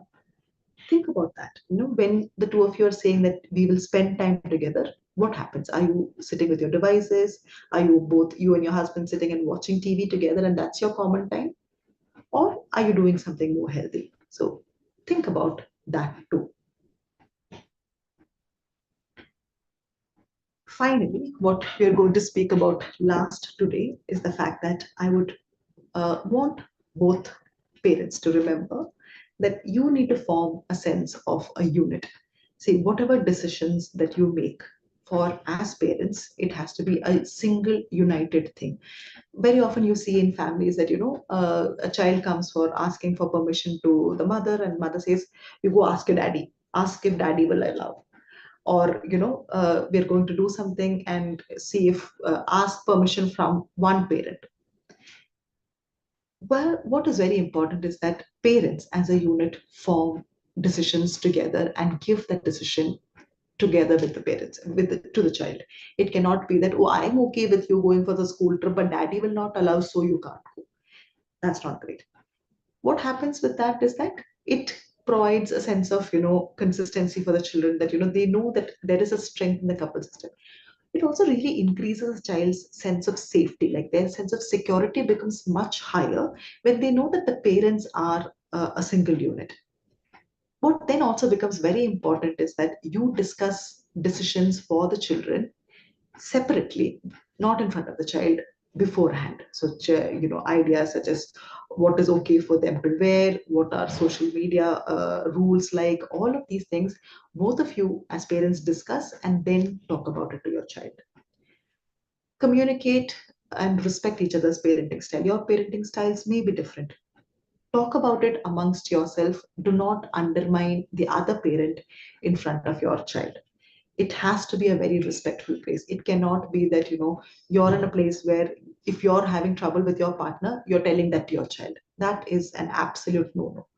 You might have problems with your parents, but you do not talk about it in front of your children. You have to have your fights separately. This is so that they are able to understand, they're able to model healthy relationship, they're able to feel secure, they are not worried about disrupting the system. A lot of the time children keep a sense of secrecy because they feel like if I bring some trouble, that is going to affect parents even more. That's not what you want. I want all of you to remember that, this is something I hear quite a bit, that, I want to be my child's friend. You cannot be your child's friend. Unfortunately, you are a parent. You cannot be your child's friend. You can be friendly with them. You cannot possibly be their friend. You will have to discipline them. You will have to be the bad cop at certain points. So it's important for you to be friendly with them, but not their friend. See, in this, fast world, I also have parents who come to me saying that I've told my child, when you turn 18, we will have the first drink together. I'm not saying that it's a bad idea, but what I'm trying to say is that make sure that you remember what your limits are as, say, friends and as parents. So clear boundaries in that way. So if the legal age for drinking is 21, and you're saying that, I'm going to be the cool parent who will drink with your child at 18 so that they will be very open with me, may not be the way to go about it. You might have to wait till they are in their legal age if that is what you want to promote for them. Please remember your value system before you go into any of those. Be mindful of what you discuss with your children. Your problems with your husband, your problems with your in-laws, these cannot be things that you discuss with your child. The child cannot take the burden of it. See, as when they grow up, finally, it becomes a very difficult space that, they end up wanting to take as little space as possible to not create any trouble. So please be very mindful of what you discuss with your children, and it's going to be very helpful.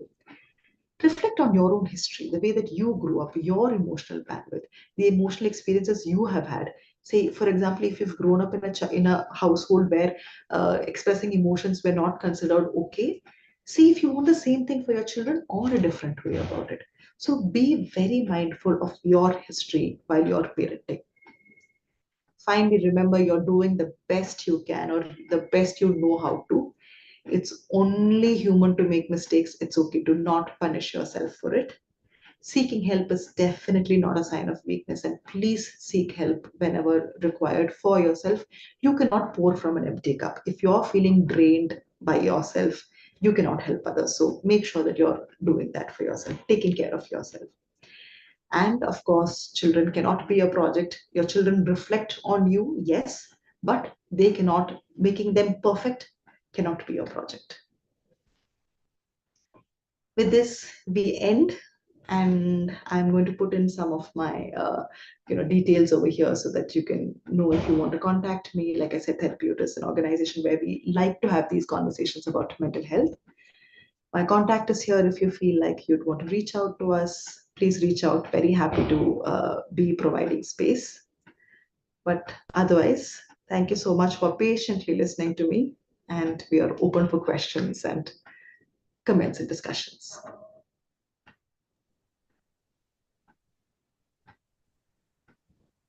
Thank you, Dr. Atulya, for a fantastic presentation filled with a lot of valuable information and practical takeaways. I'm sure that all the participants are benefited from this presentation. Now, we will have a Q&A session. I invite Mrs. Moli Divagaran to moderate this session. Thank you, Doctor. Thank you, Sapna. I think we can move the slide from the screen now.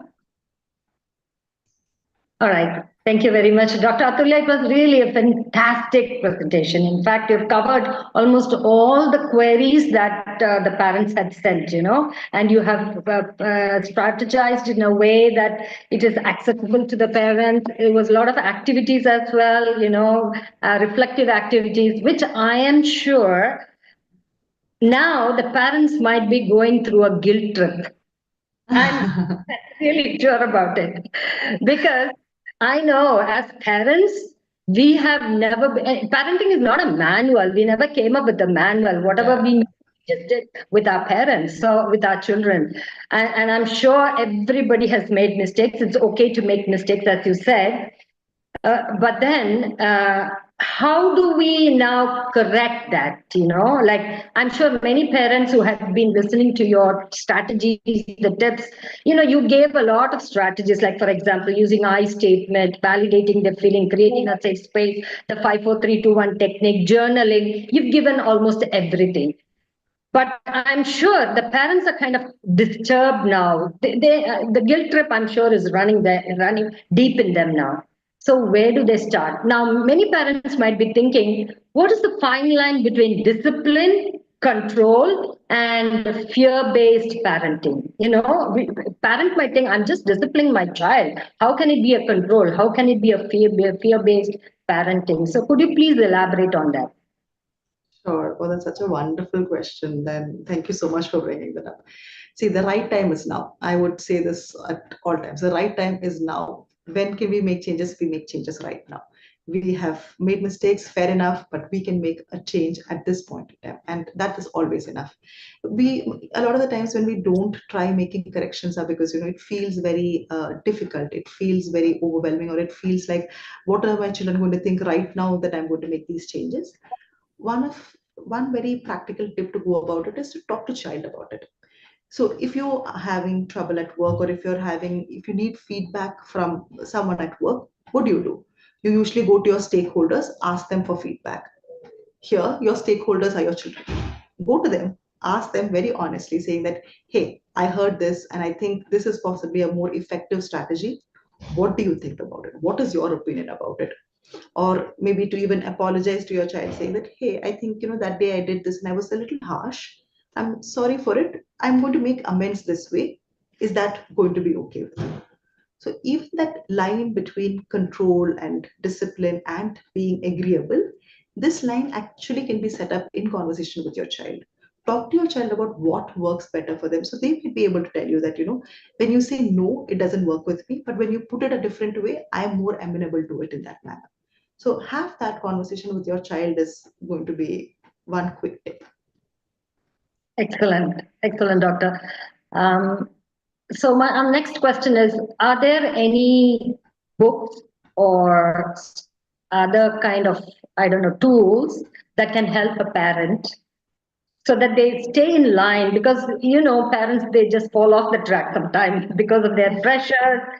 I don't know what could make them fall off the track of parenting, but are there any strategies, techniques that they can hold on to once in a while when they feel that they need to be supported? Are there any parenting books that you would recommend? There are many parenting books. The problem is there are so many that, how do we go about it is going to be difficult. What I can possibly do is maybe I can send a small list for all of to you guys, and maybe you can pass it on to the participants for a maybe. See, that might be helpful. But beyond all of that, like you said earlier, Moluji, parenting does not come with a manual. And even with the best manual, it may not be effective for our children. It may not work for our own family system because we're very different that way. Then I would absolutely encourage the system of journaling. Journaling is not just for your children, it's for yourself too. If you're able to pause at least, say, once in a couple of days to write down about how you felt, what happened, what triggered you, if you're able to, analyze in that manner, that might be your biggest manual for you to not repeat the same mistakes or for you to know what to do differently. That actually might be your bigger manual than any other books, is what I would suggest.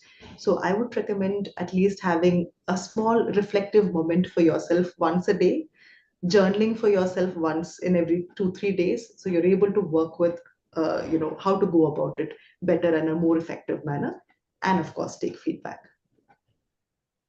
Great, great. My other question would be, I mean, parents, they were sending some messages once in a while. Because there aren't many questions, because already the questions have been sent and you've addressed most of the things. So there aren't many, only these two or things came up.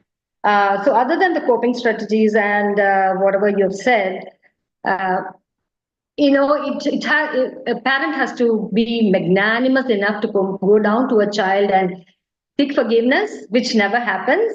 And in most of the times, the parents themselves are not in agreement, right? The father and mother are both in different directions. So I think the best place can be for the parents to sit together and talk, if I say, where did we go wrong? What can we do now? And stuff like this. I think that can also be a very good starting point for parents who are feeling guilty. Absolutely. I couldn't agree more. That is so wonderfully said. I think it's so important for parents to sit down and then talk about, what we want for our child. We may not agree, but can we agree to disagree here?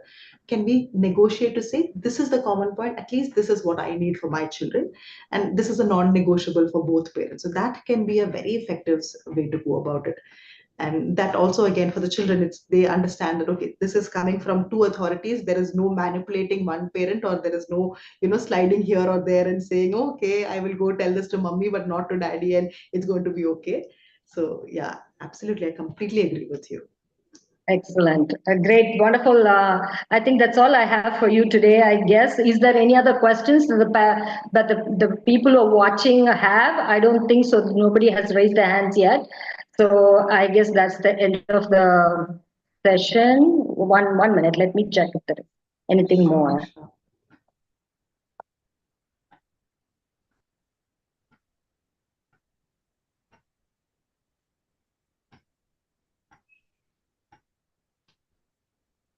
I think that's it.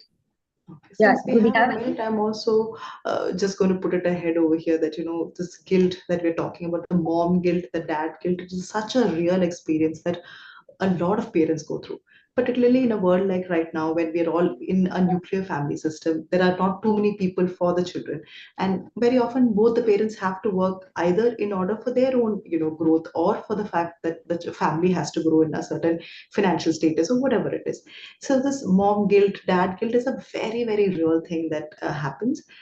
See, if you want your children to be compassionate, please start by being compassionate to yourself. So it's okay for us to mess up. It's okay for us to not do the best of our abilities. It's sometimes not possible for us to do the best of our abilities. Let the intention be there. We will try and learn with every step. That's going to be as important. So be self-compassionate. If you want your children to learn compassion, please start with yourself too. Address your mom guilt, dad guilt. Be okay with the fact that, I've not done the best, but now I can make corrections and see what's possible in my family system. I think that's going to be really important. Yeah, that's wonderful. I mean, the fact that many people have joined this seminar itself shows that they've taken the first step, that they really want to do something about it. So that itself is a for them. And the other thing is, once you have a child, they say it's a 20-year project. We don't want it to be a lifelong project. So let us start implementing some of the techniques and strategies that you have wonderfully shared here. Thank you, Dr. Arulya. It was a wonderful presentation. Thank you. I'm glad.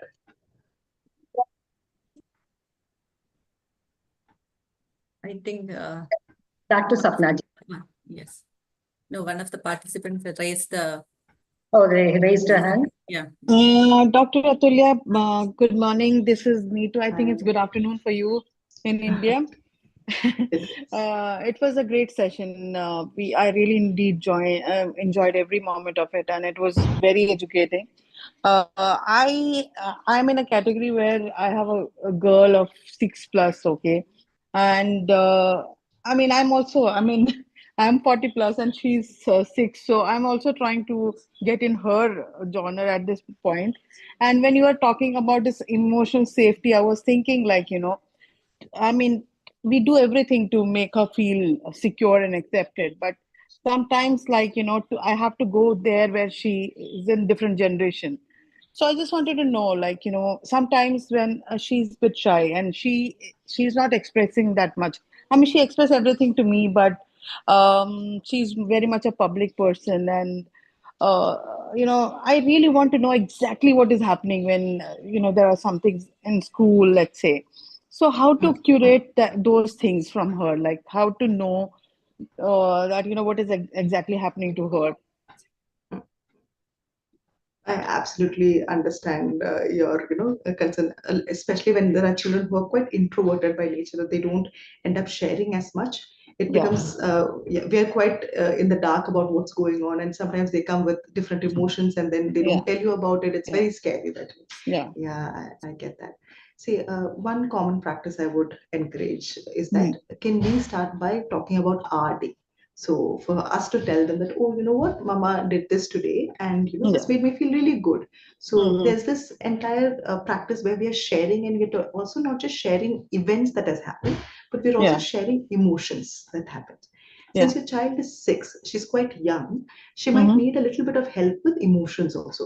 Okay. So, there are tools like emotional wheel. There are things. So, if you search for things like emotional wheel, emotional naming for children, you'll Yeah, find a lot of these cute videos, and even say, things that you can use in terms of helping them name particular emotions. So, that's something that I would really ask for you. So, even if they're not able to name it with, say, I'm feeling sad or I'm feeling upset, let them at least learn by naming it with colors. So we can yeah. associate colors with emotions. So we can Mm-hmm. ask things like, okay, are you feeling a red today? Are you feeling a Yeah, green today?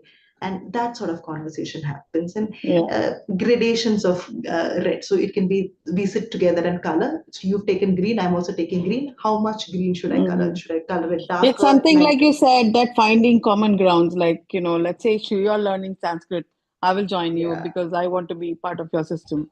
Something like that, you absolutely. see. Yeah, yeah. Yeah, yeah, Okay. absolutely. And please talk about emotions. You talk about your emotions, they will talk about theirs Yeah, also, slowly, yeah, slowly. yeah, yeah. Thank Great, you, Neetu. great. That was a wonderful question. I'm sure you've been answered properly. Yeah, it was. I mean, I was really listening to her very carefully. It's really very eye-opening.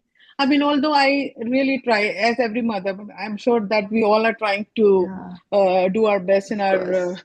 roles. But yeah, it's always eye-opener by somebody else. Then, and, especially when it's coming from an expert like her, it makes a big difference for sure. Thank Thank you very much, doctor. Thank you. thank you. We have another parent who has raised their hands. The name is Lata. Miss Lata, can you please unmute and ask your question? Good afternoon, ma'am. Hi, good afternoon.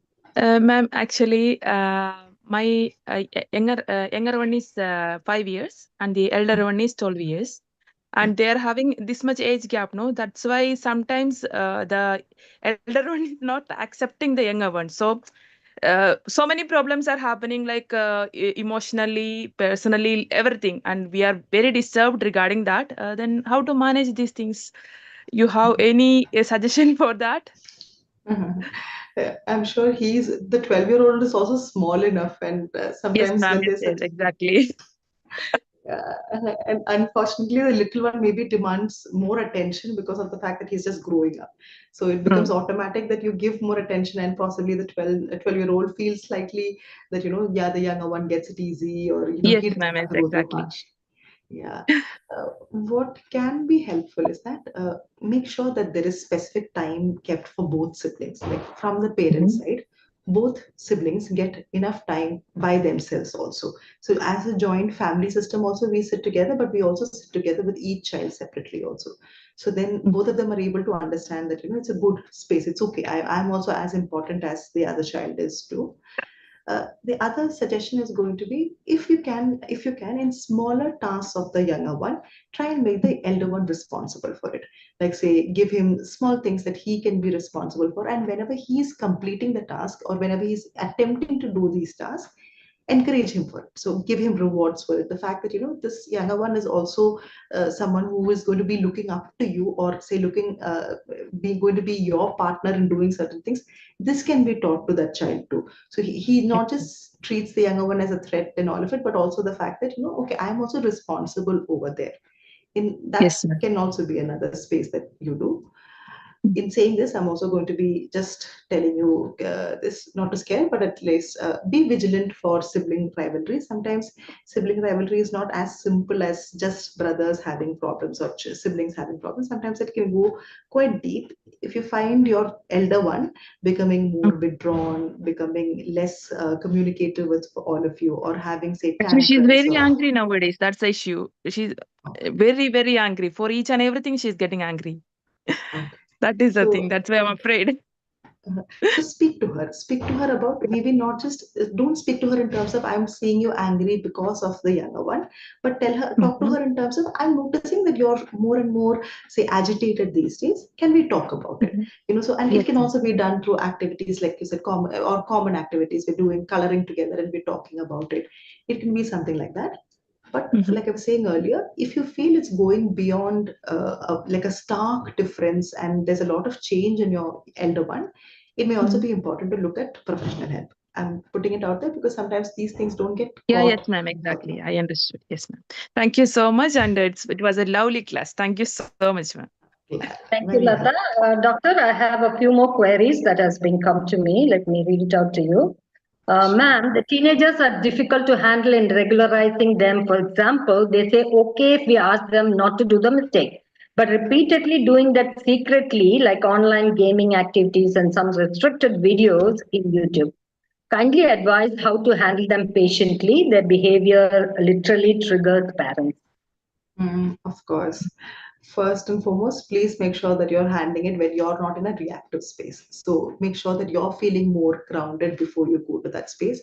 So take a few minutes to breathe, whatever, to compose yourself, and then address it for sure.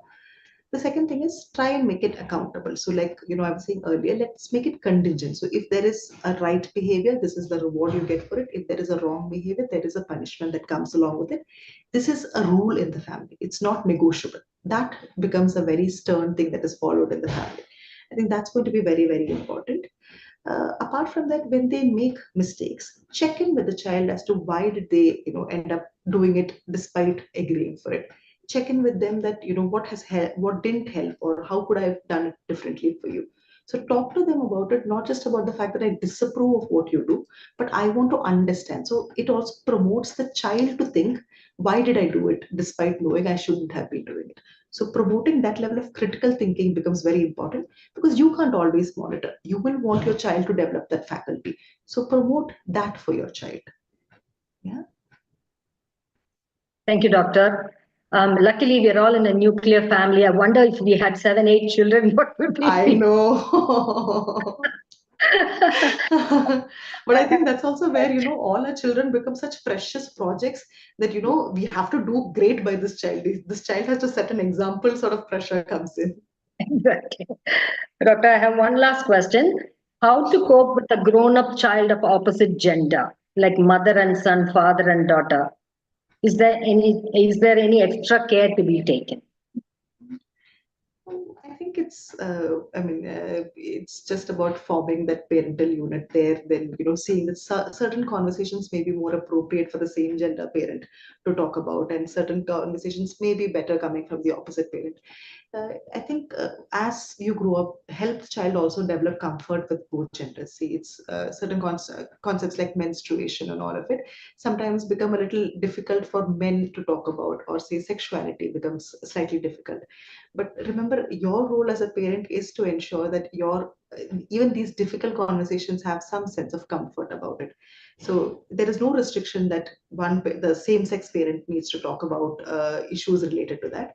I would encourage both parents to talk about it. I would encourage it to be a united conversation if possible. And a lot of it might be to do with our own discomfort rather than them being uncomfortable. So let's be willing to face our discomfort. That's right. Yeah, I remember growing up, if I had to do anything with the boys, then I would be so comfortable talking to my dad rather than my mom. But so it depends on our own comfort level. Thank you, Doctor. I think that's the end of it. Sapna ji, please go ahead. Thank you very much, Doctor. That's the end of the question session. Thank you, Molly ji, for managing the session so well. Now, I would like to invite Mrs. Rashmi Nitin to give the vote of thanks. Yeah, thank you, Sapna. On behalf of the organizing team, it is my privilege to deliver the vote of thanks for today's inspiring and enriching session.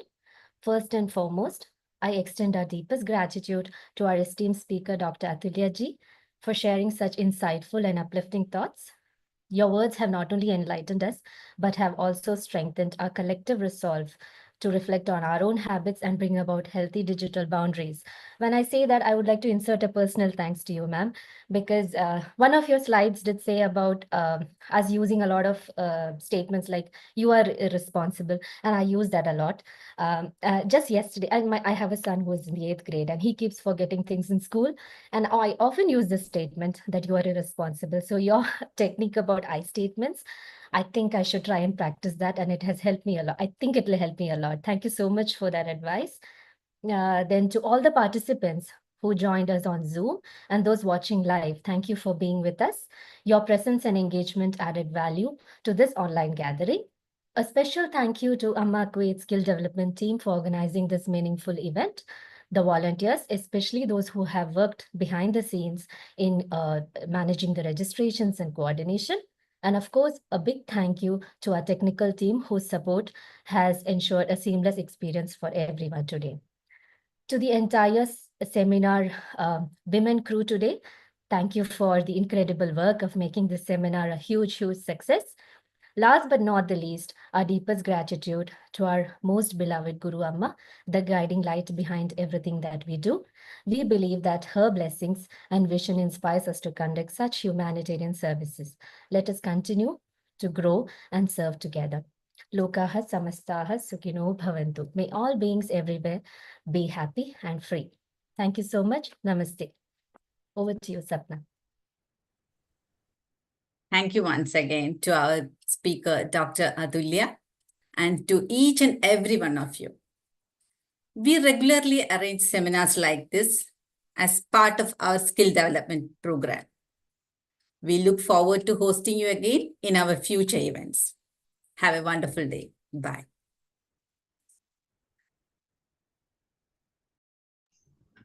Bye-bye. Thank you so much for joining today.